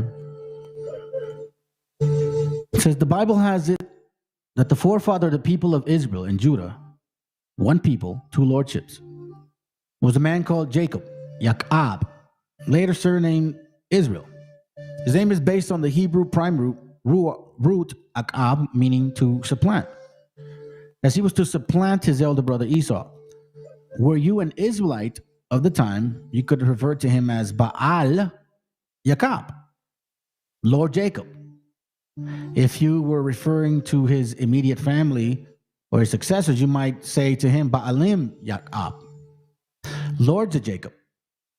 To carry this idea a bit further, had you followed the common Hebrew practice of dropping a first vowel of name, Yitzhak, Sak, Abram, Brahman, Jacob, Akab, you would have vocalized Baalim Akab, which, as you can see, is the name of the Maya father, patriarch of the Popol Vuh fame. Okay? Now, I'm going to show you this. So here, I wish I had the other page. I'll look for it. The Popol Vuh states that Baalam Kitse, upon his having a presentiment of his death, left a symbol of his being. It was a monk called Pisong Akal, I guess, or Pisong Gagal. I guess that's a Hebrew name. But hold on, let me see if I can find it real quick because I don't want to miss that. I don't want to miss that. Give me a second. Let me see if I can get that page for you. Let me fast forward it real quick, all right? Because again, I'm trying to show you something that I left out. Maya forefather mentioned in all the Mayan títulos. Get that page for you, fam. Because I did write it down. Okay, here it goes right here. 76. All right, so here it goes right here. So Balaam Akab, right? Balaam Akab, Maya forefather, mentioned in all the Mayan títulos involved in the ancient events on the other side of the sea in Tulan. I want you to keep that in mind. Quechuan Civilization, page 273, 287.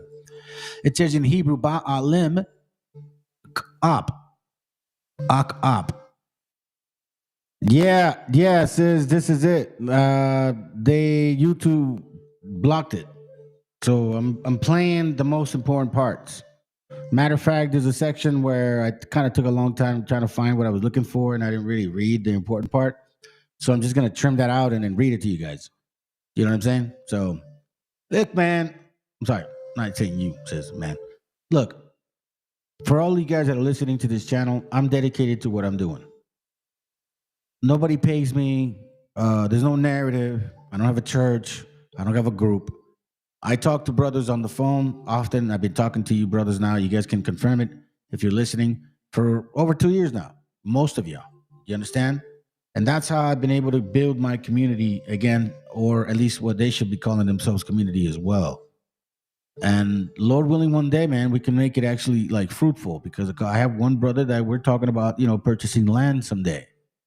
Now, are those things going to be to manifest themselves like right now? No, we're not being silly. We're building. Who knows what's going to occur? So right now, I'm just showing you.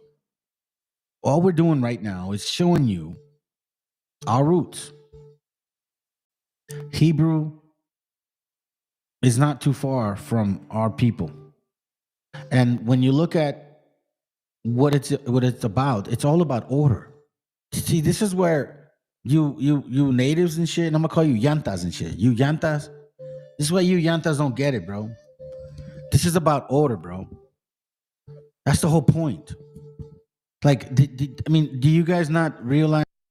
Hey, look, hey, look, it's back. Okay, I'll tell you what. Like, I got a little bit of patience. Let's do that now. Since you feeling froggy, you got something to say? Let's do it. Since you say I'm a fraud, so prove to me where I'm a fraud. Let's see. Our people, the Meshiacha, Noah did exist. They knew him as Noah. Yeah, there's a Theomotzli, the Divine Book of Moses. Soon you shall be given a paycheck for doing the will of the dead black froghead. What? The dead black froghead? What are you talking about, Wesley? What are you saying, you white nationalist prick? What are you saying, you secret pedo or homo, whatever whatever secret you're dealing with? And the amount of your paycheck is $32,523. You mean like deported or some shit? Like you? Oh my god, y'all are silly, dude. Hey, Wesley, listen. You can come try to do it yourself. How about that, Wesley? Come try to do it yourself. Stop the bullshit. I don't understand why you guys. This is not a political channel, man. Like you guys don't understand like the background of some of our people. Like I didn't grow up with no silver fucking spoon, Wesley. See, there it goes right there. See, dude, you are a typical Esau, man. You're just like Esau, bro. Like you're no different. Wesley the third is back, exactly, bro. Wait, remember him? No. Well, I see it was probably because somebody might have blocked him. So, like, I have some moderators. So you guys might have blocked him, but I can see it on my line, on my side. So you guys can't see it. It says, "Sure, Jesus, remove the hedge from the head tongue for a moment." Jesus? Who's talking about your Jesus? Well, nobody's talking about your Jesus, bro. Listen, worshippers of Odin, Valhalla, whatever the hell it is, bro. It don't matter to me what you do. You said now you're going to thank Jesus, okay? And shut his left eye and left ear for a minute. Also, all watching, thank you. I'm glad. Prod is a very silly Naya speaker. Oh, so I think Wesley. I honestly think Wesley is interpreting a white image. That's my take on it. But I don't know, Warakuya. I know that you have an idea of Wesley and shit. You know what I'm saying? So he's back. At least, hey, guys, Wesley's watching. Okay, so let's give him a hand of applause. Hey, you're back, Wesley. Now shut the fuck up and learn. Is that when people bring this out to you, right? It says that blessings for obedience. Blessings for obedience. Let's just say, for example, that if you are obedient to your, that's all I wanted to show in the video. Okay, so at least we're clear on that. And again, it's all about, like, you know, what apparently is not available no more. Fuck, man, I don't know. Let me show you guys something real quick.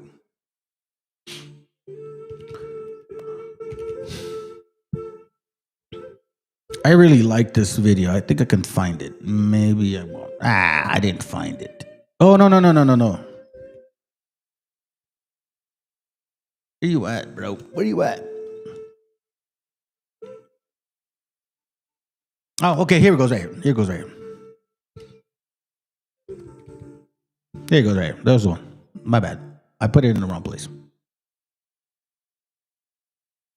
La Virgen de Guadalupe no bajó del cielo.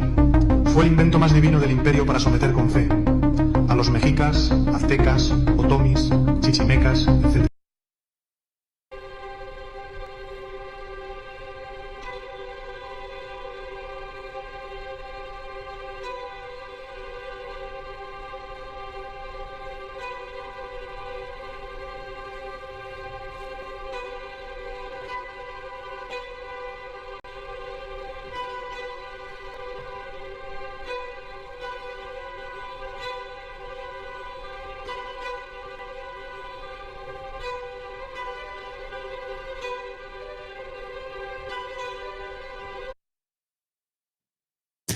Wesley, if you want to be that cracker barrel, by all means, you're invited to be the cracker barrel of the world. Oh, he's a fucking Spaniard? Fucking shit. You mulatto piece of shits. You're worse. Let's go.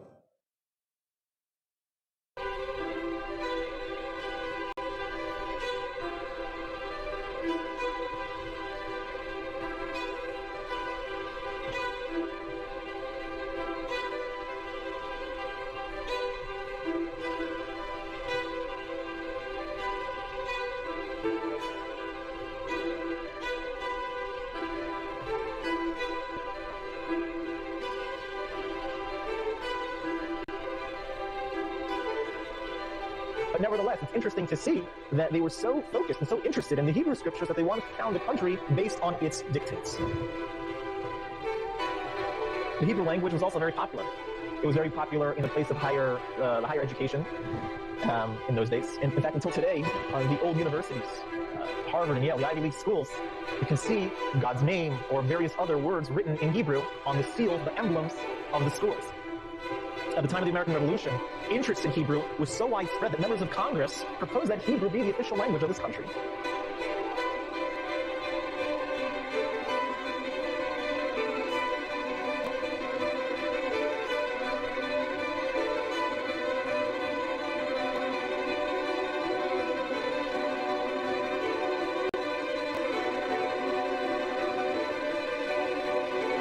He says that the Puritans, the early settlers, when they emigrated from England, they looked at themselves as reenacting, as paralleling the Jewish people leaving the oppressive Egypt.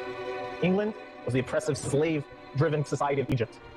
The king of England was the new Pharaoh. The Atlantic Ocean was the Red Sea that they were now crossing through. And America, the new promised land, the new Israel. They were the new Israelites that wanted to establish a new covenant with God in the new promised land. So let's go to the exploration of America. How is America a Jewish project?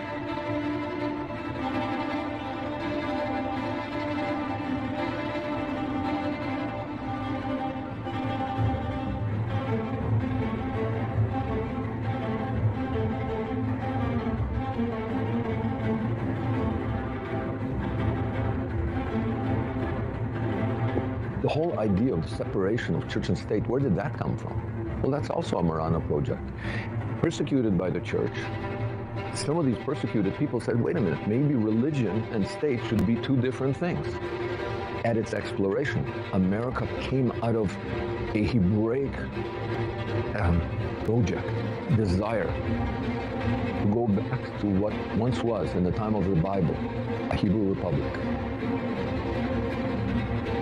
Kabbalah was an ancient mystery tradition that Jews adopted in Egypt and then brought to Palestine and incorporated into Judaism. And this is why Solomonic knowledge, which often, of course, is extolled in Freemasonry, was seen as a kind of Egyptian knowledge.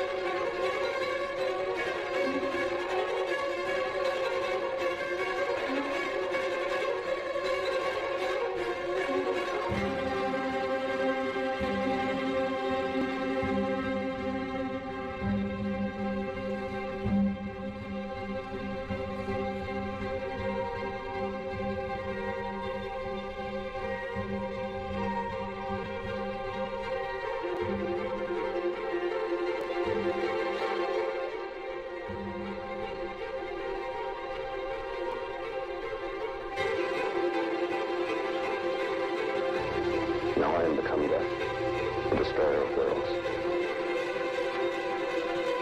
Is the Abrahamic legend.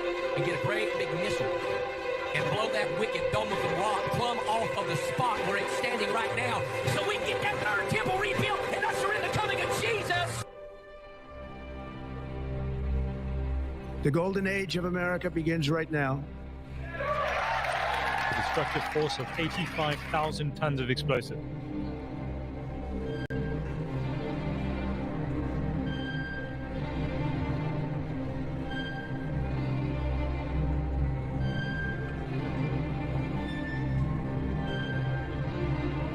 New Pope's prayer at the Vatican, his translator claimed Mary to be God.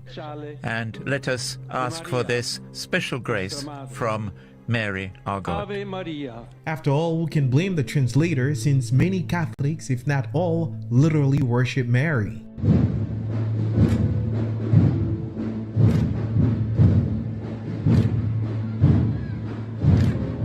The worship of any other than the true and living God is to worship a demon.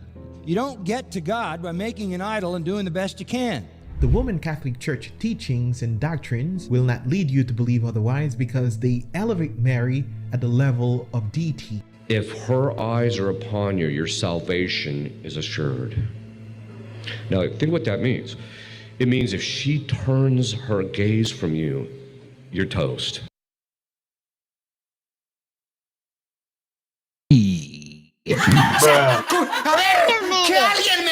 That's what I'm telling you, man. Y'all created a damn Virgin Mary stupidity, bro. And you still believe it. You still believe it. I got some scriptures to reach out. Oh, wait, hold on a second. Let me show you this real quick. This goes to Curly Sue over there. What's his name again? Wesley Snipes. The light-skinned Wesley Snipes. The link is there, man. Y'all always try to feel froggy and shit, and you never want to step up. I don't know why. I don't bite, dude. You know what I'm saying? I need to show you this to y'all, man. This is beautiful.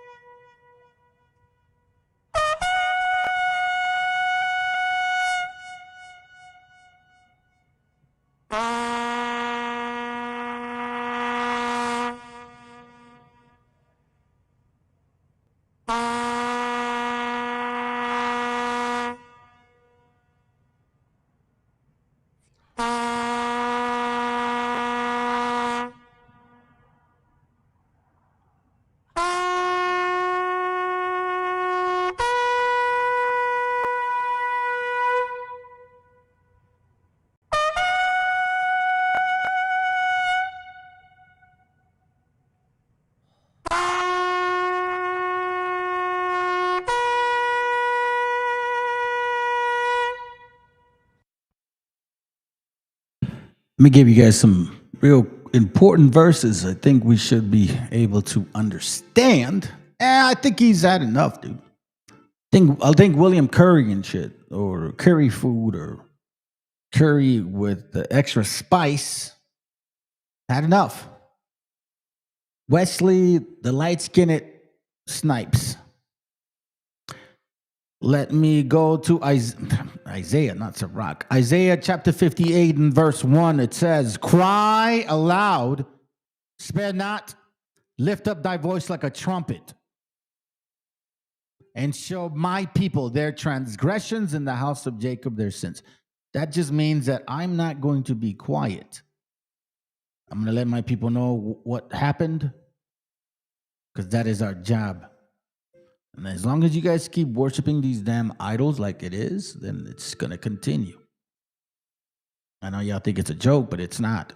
Sirach chapter 3, verse 29. It says, the heart of the prudent will understand a parable, and an attentive ear is the desire of a wise man. So if you have some kind of wisdom, you will actually sit back and say, hey, man, I might have been wrong on that.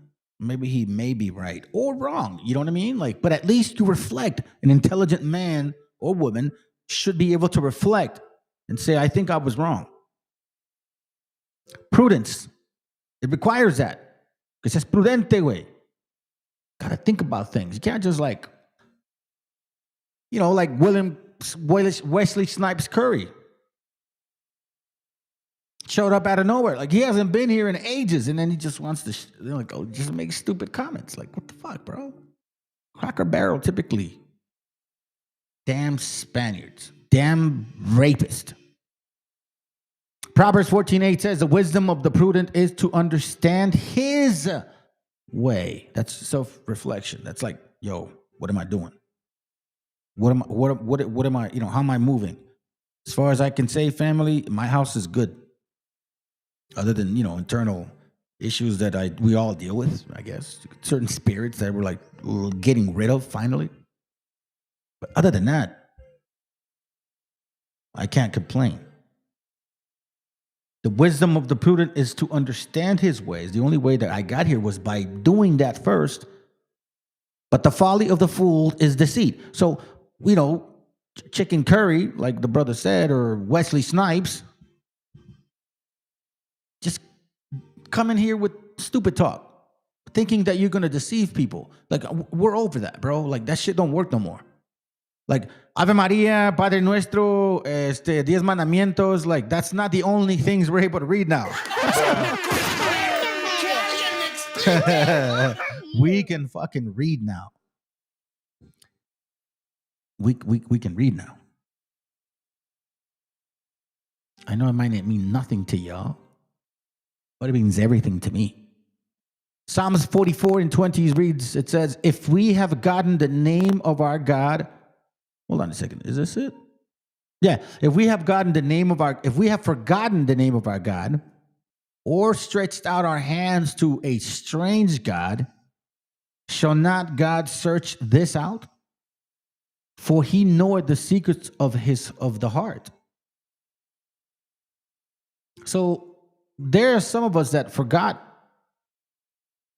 and not necessarily stretching our hand to go towards others, but by folly, by mistake, not knowing who we are, we went into other religions like, oh, Catholic, whatever. Some of y'all were Protestant. Some of y'all were Jehovah's Witness.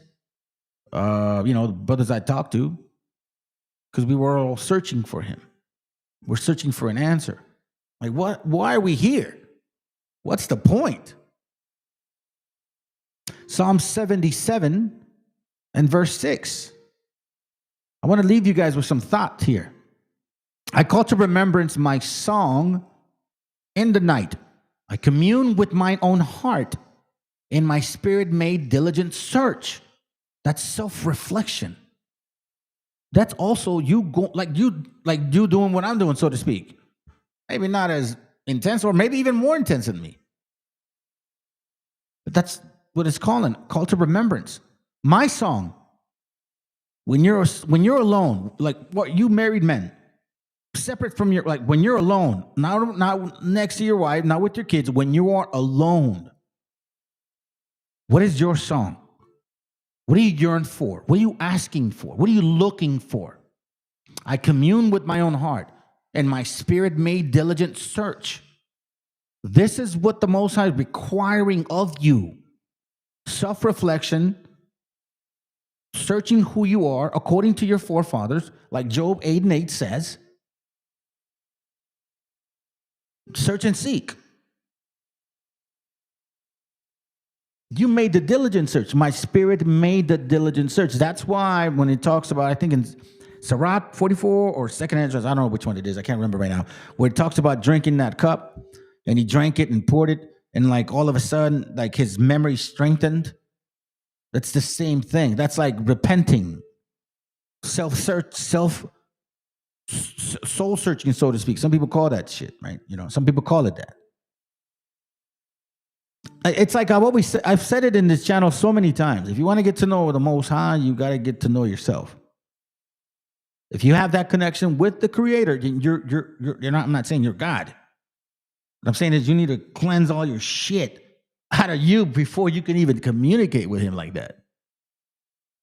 Psalms 139, chapter 23. Watch what it says. It says, "Search me, O God, and know my heart. Try me and know my thoughts." So that's when you're like, listen, man, I'm not afraid of me anymore. Tell me where I'm wrong. Tell me where I'm wrong. What is my purpose here? Why do I go through what I go through? Let me know, because I'm here to finally fucking admit it. I don't know about you Christians and all of you whatever BHIs. Like, I don't know how you guys deal with your shit, but this is real talk when it comes to the scriptures here.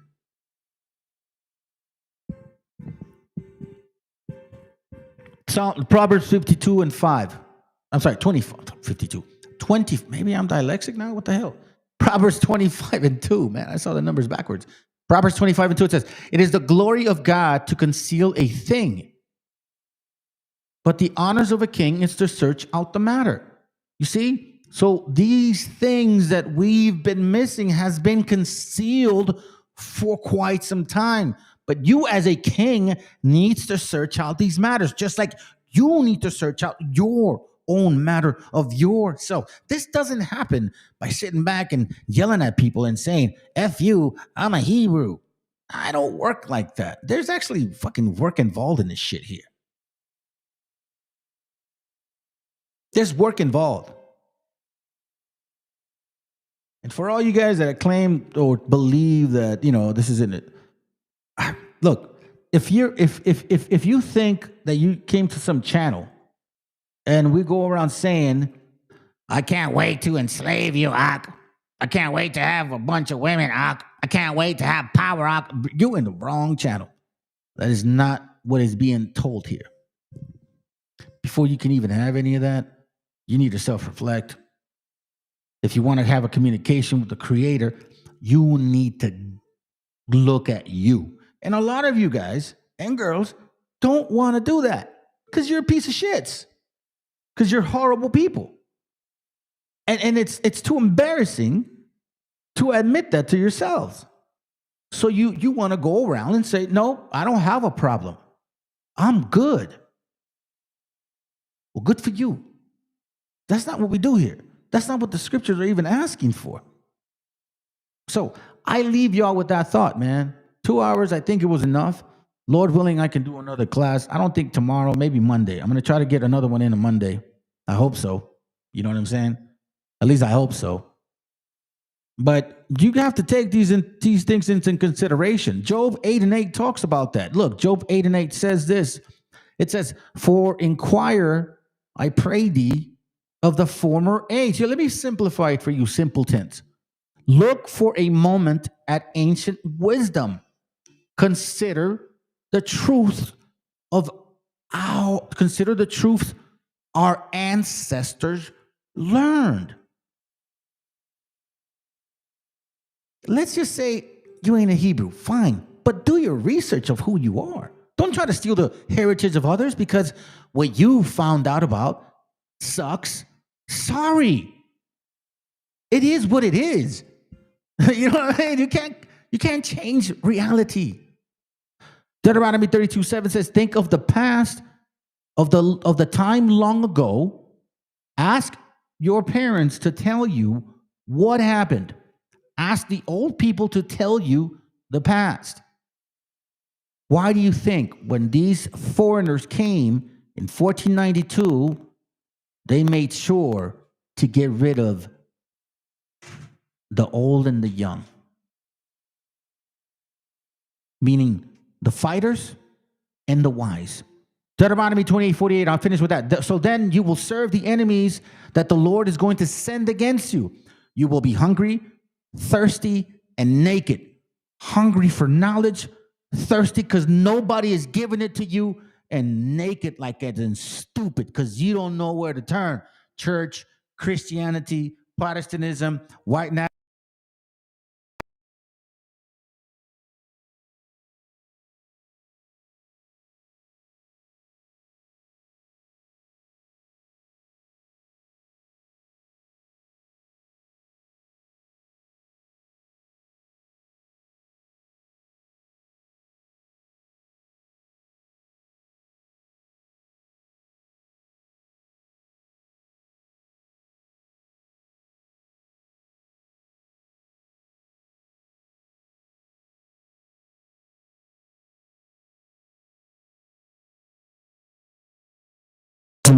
Testing. Yeah, the sound went off. My bad, fam.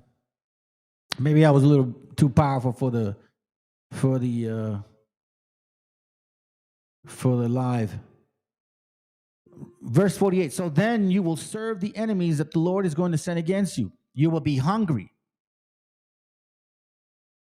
Hungry for what? For knowledge. Thirsty because nobody's giving it to you, and naked because you're fucking going into every single space that ain't going to provide it for you.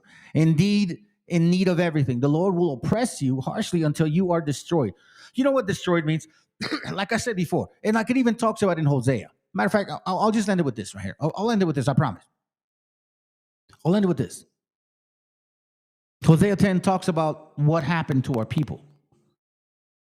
So then it here in Hosea 10:12, it says this: sow yourselves in righteousness. No, I'm sorry, no. In verse 10, it is my desire that I should chastise them, and the people shall be gathered against them when they shall bind themselves in their two furrows. Meaning, like, you know, if you're a farmer or if you ever planted anything, furrows are like those lines where, you know, like you put the seed in, right?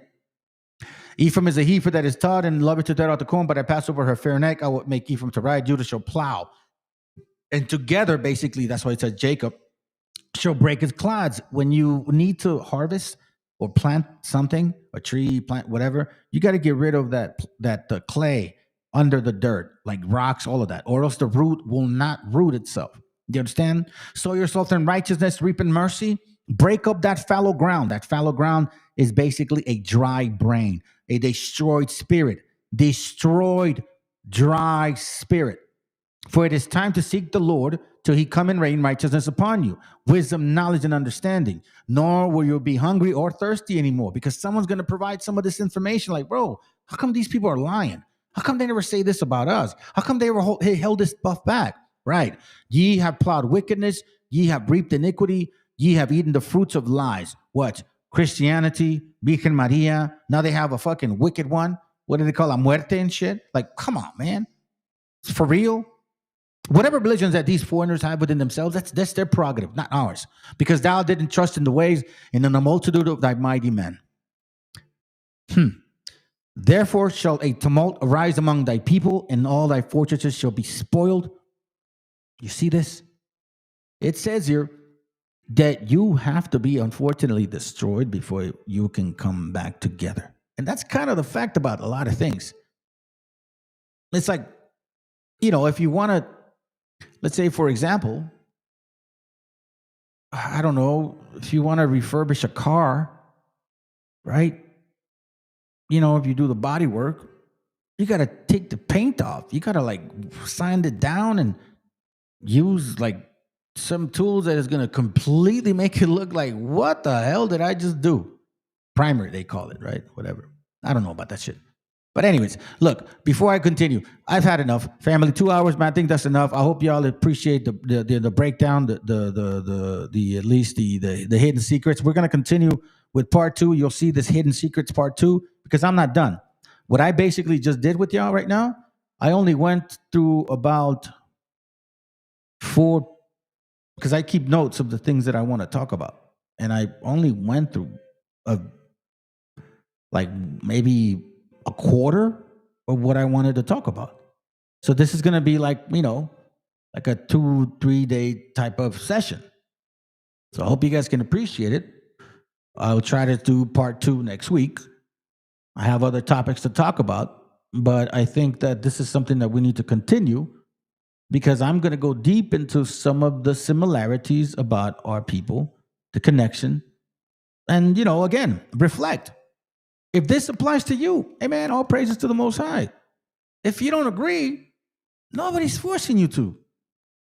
You can go skedaddle, whatever the hell you want to do and believe. I don't care at all.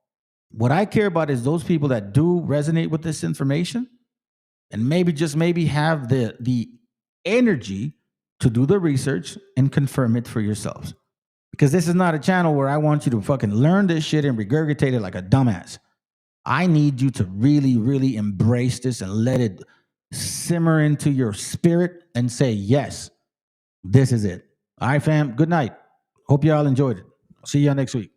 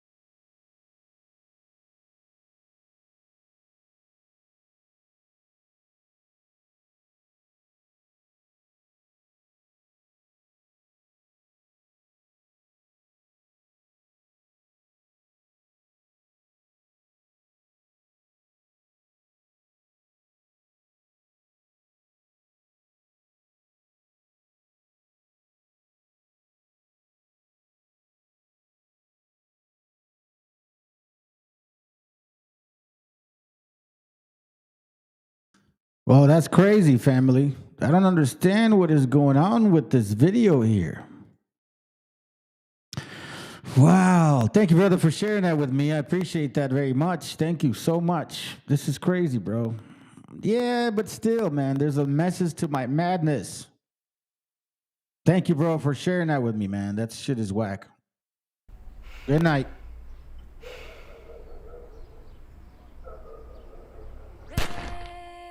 Hey, and thank you, bro. Hey, by the way, I'm gonna call you. Maybe I won't call you tonight, bro, but I might call you later on. If not, I'll call you tomorrow. I want to talk about something. All right, VTC. All right, cool.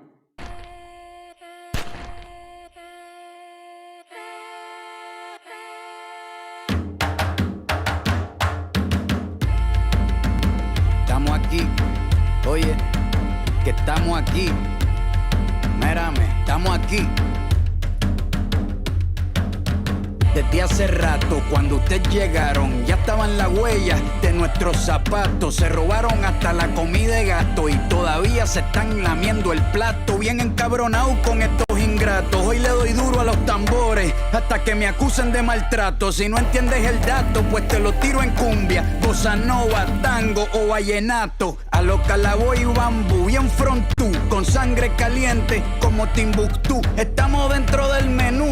Tupac se llama Tupac por Tupac Amaru del Perú. América no es solo USA, papá. Esto es desde Tierra del Fuego hasta Canadá. Hay que ser bien bruto, bien hueco. Es como decir que África es solo Marruecos. Estos canallas se les olvidó que el calendario que usan se lo inventaron los mayas con la Valdivia precolombina. Desde hace tiempo, este continente camina, pero ni con toda la marina pueden sacar de la vitrina la peste campesina. Esto va para el capataz de la empresa. El machete no es solo para cortar caña, también es para cortar cabeza. Aquí estamos, siempre estamos, no nos fuimos, no nos vamos. Aquí estamos pa' que te recuerdes. Si quieres mi machete te muerde. Aquí estamos, siempre estamos, no nos fuimos, no nos vamos. Aquí estamos pa' que te recuerdes. Si quieres mi machete te muerde. Si quieres mi machete te muerde. Si quieres mi machete te muerde. Si quieres mi machete te muerde. Te muerde, te muerde.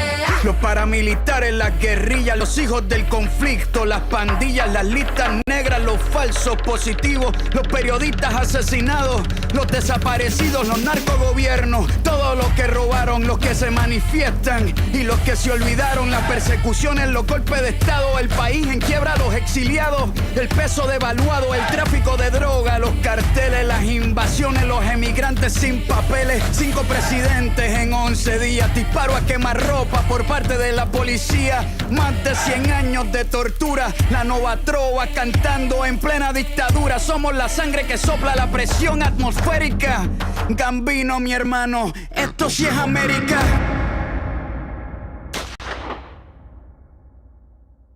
Aquí estamos, siempre estamos, no nos fuimos, no nos vamos. Aquí estamos pa' que te recuerdes. Si quieres mi machete te muerde. Aquí estamos, siempre estamos, no nos fuimos, no nos vamos. Aquí estamos pa' que te recuerdes. Si quieres mi machete te muerde. Si quieres mi machete te muerde. Si quieres mi machete te muerde. Si quieres mi machete te muerde. Te muerde, te muerde.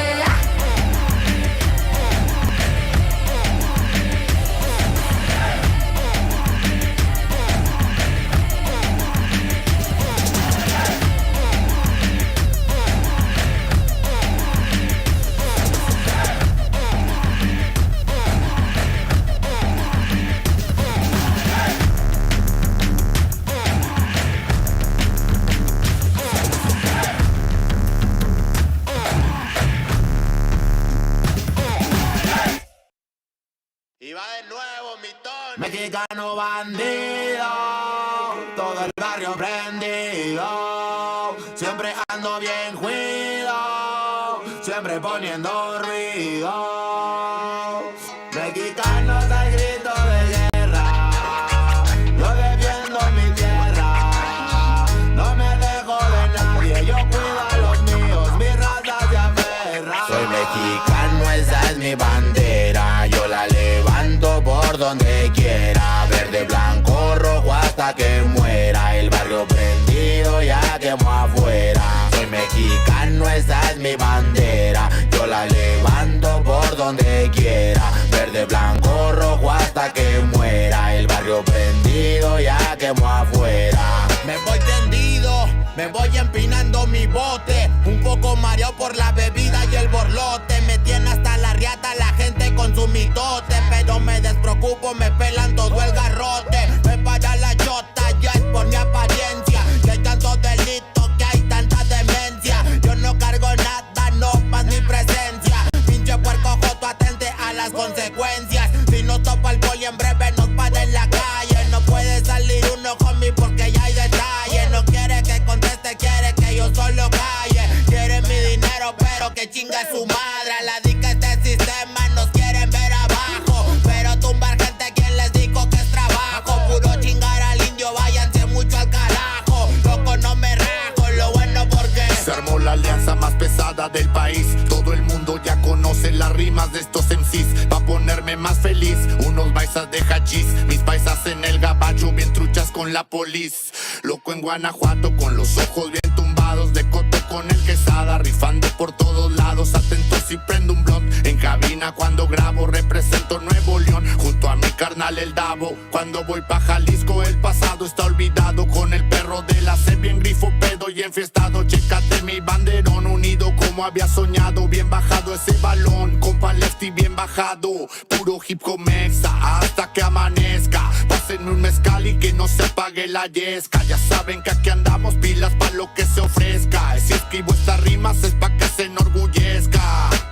verde marihuana, blanca cocaína, roja la sangre que escurre de una nueva herida. Yo salí de la ruina, nunca se me olvida. Con disciplina y respeto sigo en siempre la movida. Ando bien high, la vida es un freestyle. Disfruta lo que hay, vivo entre el bien y el mal, carnal. Crazy life todo el día, viendo live. Pinto tu barda con spray, lo que canto es real. Azules y rojas las sirenas que me persiguen. No suben pa' la virgen, salen todos cuando chifle. Mi barrio no lo pisen, que andamos todos grises. Maldito policía, no quiero que me revises.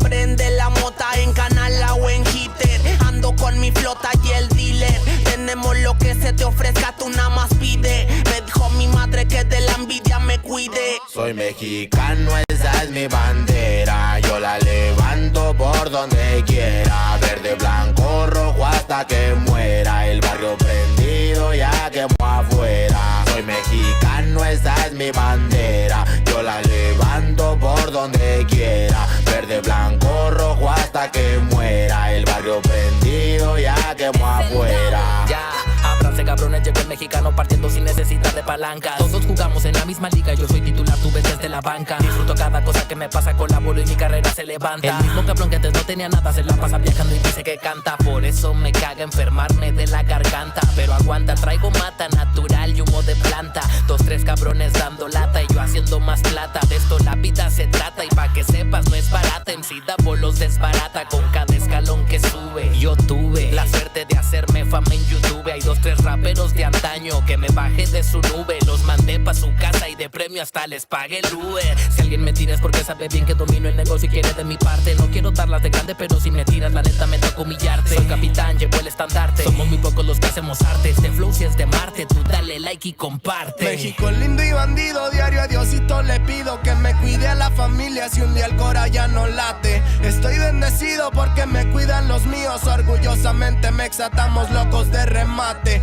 Jaque mate, no hable de volar si viene gateando. La cosa por la frontera se pone violenta, no importa el rango. Toda la raza jalándole duro, si hay algo seguro es la muerte en donde ando. El sudor y la sangre en la frente, los de alzada controlando. Se roban la atención, ya saben quiénes son. Vatos locos con sazón como el de un corridón. No quiera tomarme el pelo si ando todo pelón. Levantando la bandera, viva México cabrón. Es el perrito de la C. La bandera con un águila, Simón, mi tierra es esta. Me vale si mi piel o si mi acento les molesta. Acá jalan horas extras, nunca duermen la siesta. Están los que van pa'l jale y los que la viven de fiesta. Otros que en el pintón se tatúan de corazón. 3 colores en el pecho, morirían por su nación. Aunque su puto gobierno los puso en la situación de no terminar la escuela y terminar en la prisión. nación. ¡Viva México, ladrones! ¿Qué hubo, les presidente? Ya saben que por mí policías chinguen a 20. Y ahí están mis 20 pa' la cagua.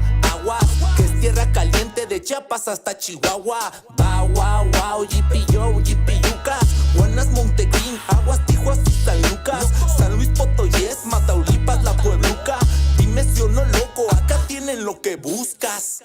Soy mexicano, esa es mi bandera. Yo la levanto por donde quiera. Verde, blanco, rojo hasta que muera. El barrio prendido ya quemó afuera. Soy mexicano, esa es mi bandera. Yo la levanto por donde quiera. Verde, blanco, rojo hasta que muera. El barrio prendido ya quemó afuera. Puro hip hop mexa, perros, 2023. Ey yo, ey yo. Somos la santa carnal. Ey, los machidones de la plaza. Oye, DJ donde que los scratches. Desde alzada, mi perro. No saben quién soy o sí. Oye. Viva México, cabrones.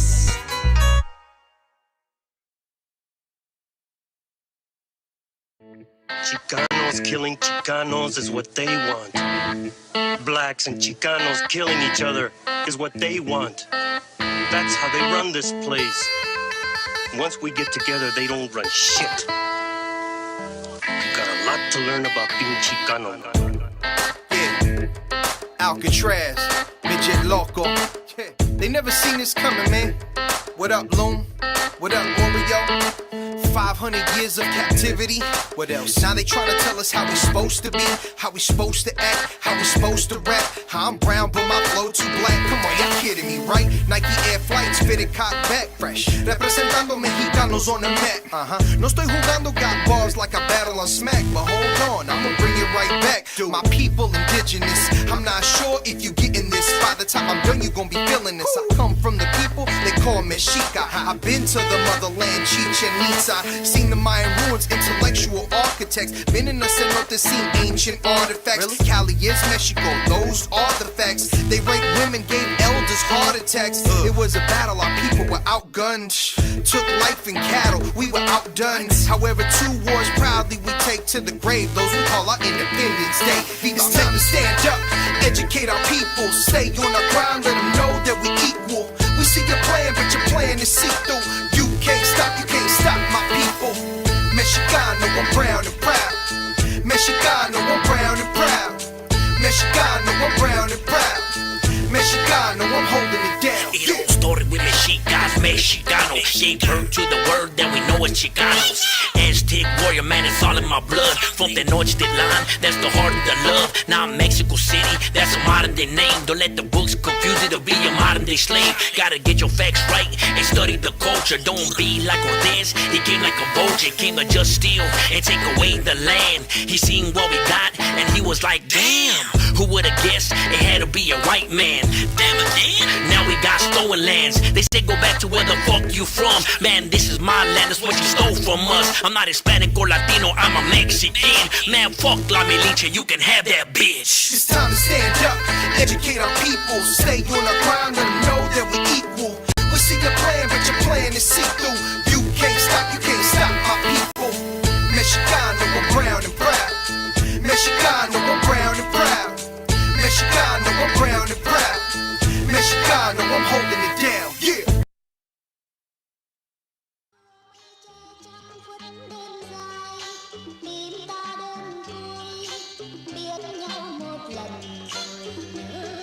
Los niños accionan pistolas, las niñas se cuidan solas, no es nada raro, señora. Venimos del rancho del cerro y la loma, donde cosecha el maíz y amapola. Lárgate de aquí, no te metas con mi gente, no, te vas a topar de frente. Lárgate de aquí, no te metas con mi gente.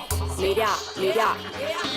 Ahí va la María, más que linda está. Se pone en la esquina, vende su mercancía. No quiere ser reina, ni tampoco rica. Solo quiere feria pa' su ma y su tía. Aquí brindamos limón, tequila. Ando con lo necesario, bailando marimba. Si ya estoy muerta, pero de la risa. Como Speedy González, diva, diva, diva. Con la bendición yo ando.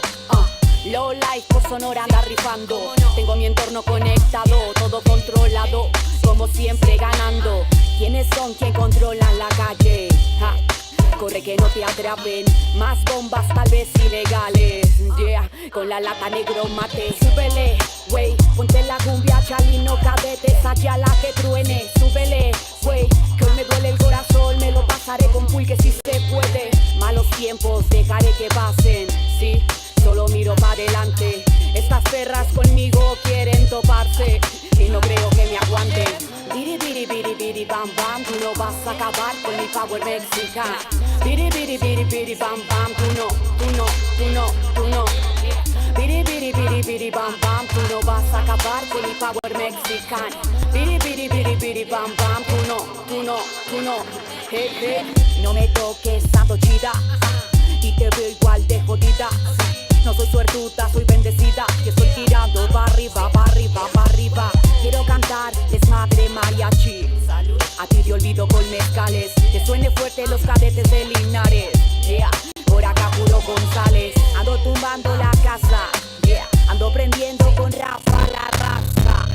Anda haciendo la finanza, pasando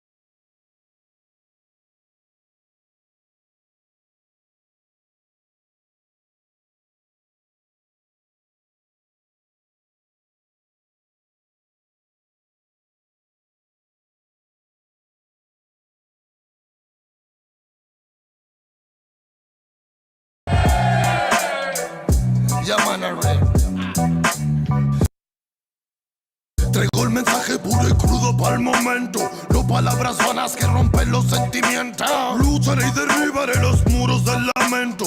Pídeme pues te daré los sueños que están muertos. Nunca el demonio dio mensajes de amor, pero tampoco los dio el ángel que nos abandona. Quizás miremos diferente el reloj, pero tu cielo es el infierno donde el amor murió. Political violence, criminal silence, physical redemption hasta que acabe el baile. Typical style, musical fraile. Mucha es la promesa en la que se han llevado el aire. Love, love, love, siente verdad como doy mi corazón. No more, no more, no more. It's a reggae cypher, feed the world. What time is it? Es de reventar el beat. Throw the tangle in the street. Reggae music on the hit. Romperemos las barreras que crearon para ti, pues llegaron los señores y la paz de nuevo aquí. What time is it? Es de reventar el beat. Throw the tangle in the street. Reggae music on the hit. Romperemos las barreras que crearon para ti, pues llegaron los señores y la paz de nuevo aquí. Fue que me brotaron alas y ganas de volar. En las buenas mi terreno lleno, en las malas solar.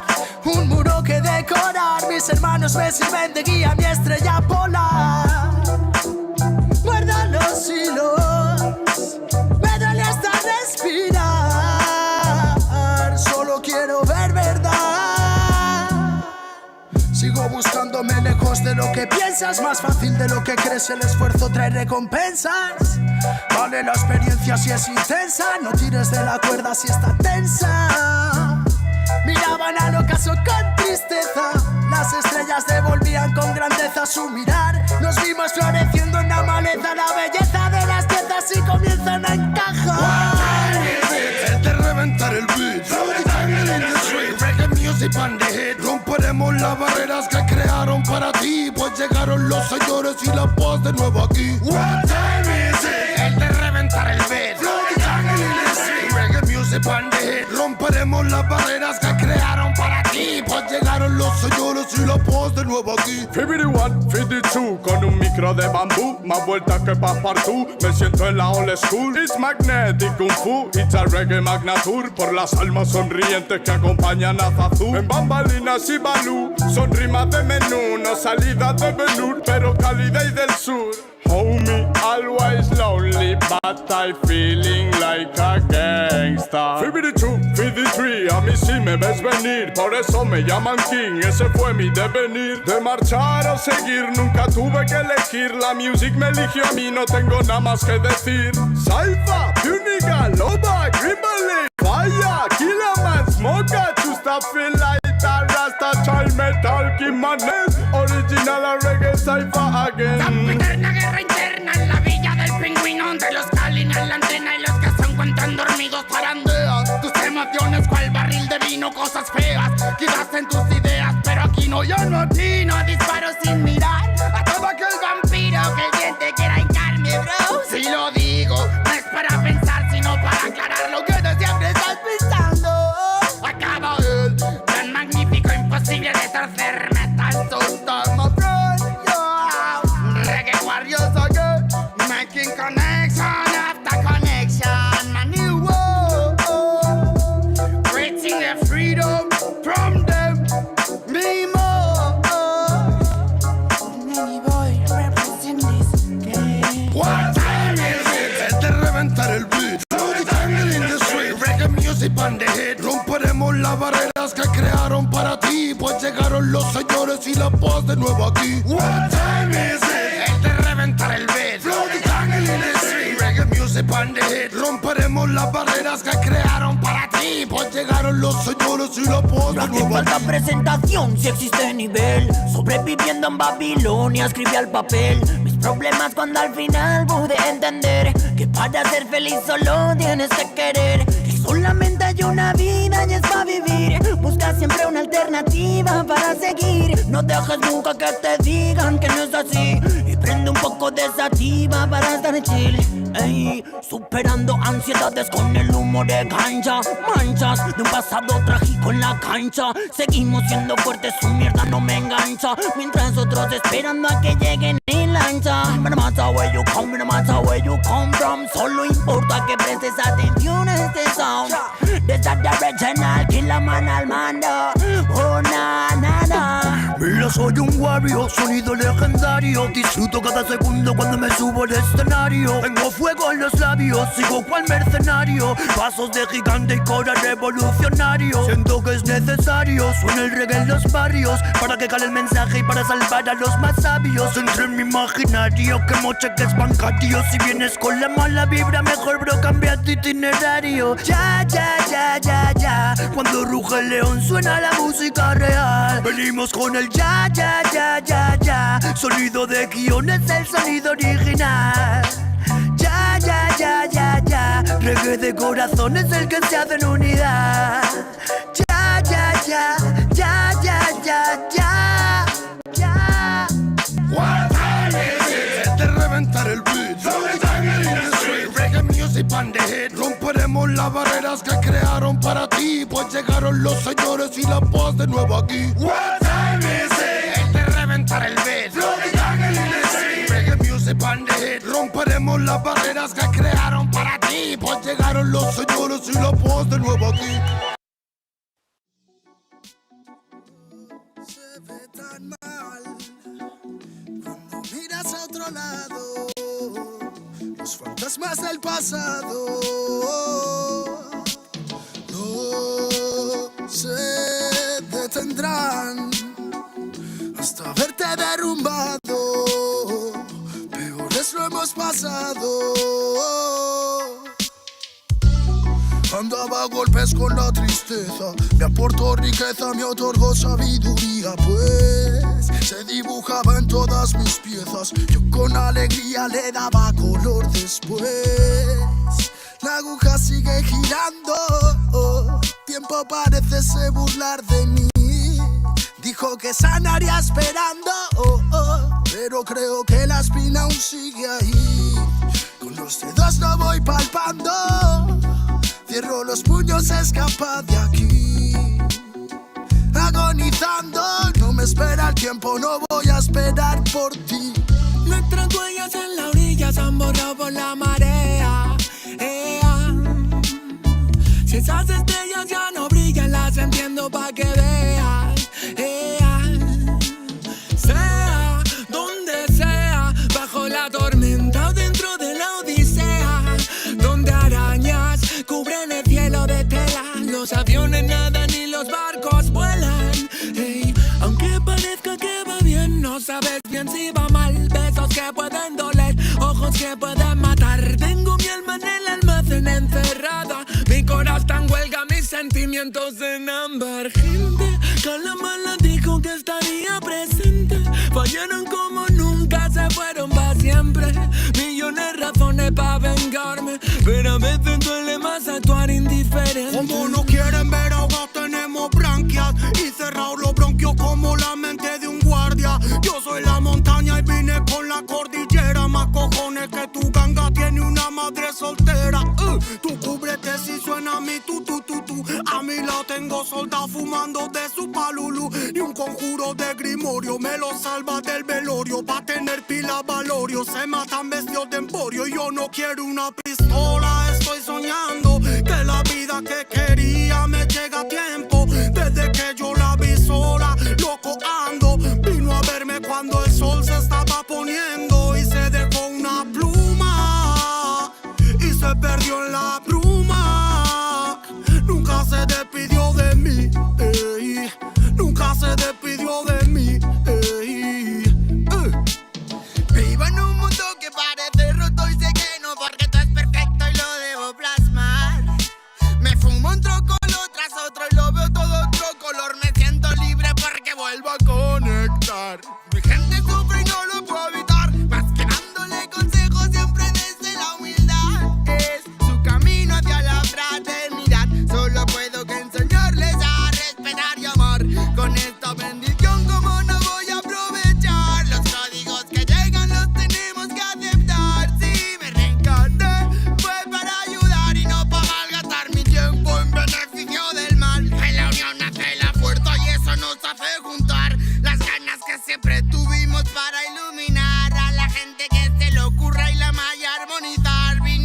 para dar fuego a la que no nos va a quemar. Oh. Arda y por dentro la llama, no puedo contener la ras. Churruscao el corazón, el armazón no puede llegar a pesarme más. Si abro la boca, tu tumba al suelo, me muelo a diario y sobrado de gas. Escupo risas perfectas, paladas de versos eternos, no mueren jamás. Cuando acabe mi condena, me vi muy solo y perdido. Cada vez más negra la flema, más elegante el problema, pero planté cara a todos mis enemigos. Recuperé las ganas, las fuerzas y el garbo. Dedico requiems a mis diablos, que aquí estoy vivo de milagro. Delicadas flores crecieron entre los cardos. Me dicen vienes más delgado que de costumbre. Será de tanto que he bailado en el alambre, que a tanta pena es mejor no ponerle nombre. Llevamos la música en vena, nuestra sangre.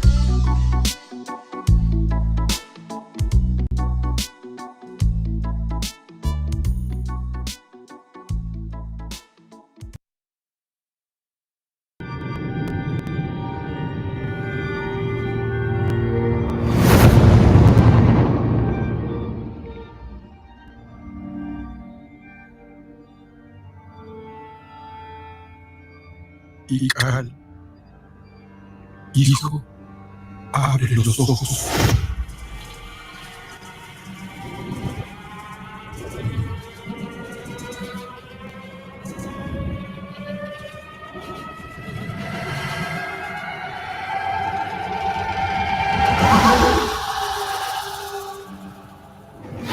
Tu cuerpo se queda con nosotros, pero tu espíritu debe seguir.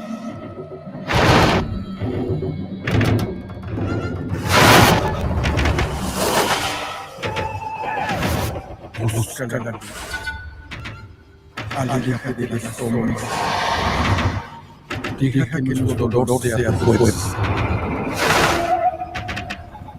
Desde aquí iluminamos tu camino.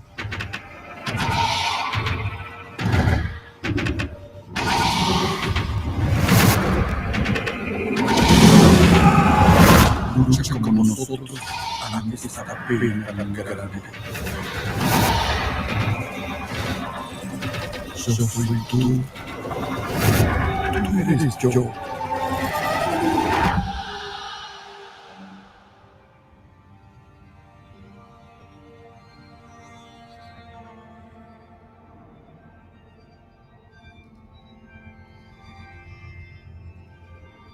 La muerte que hoy nos separa,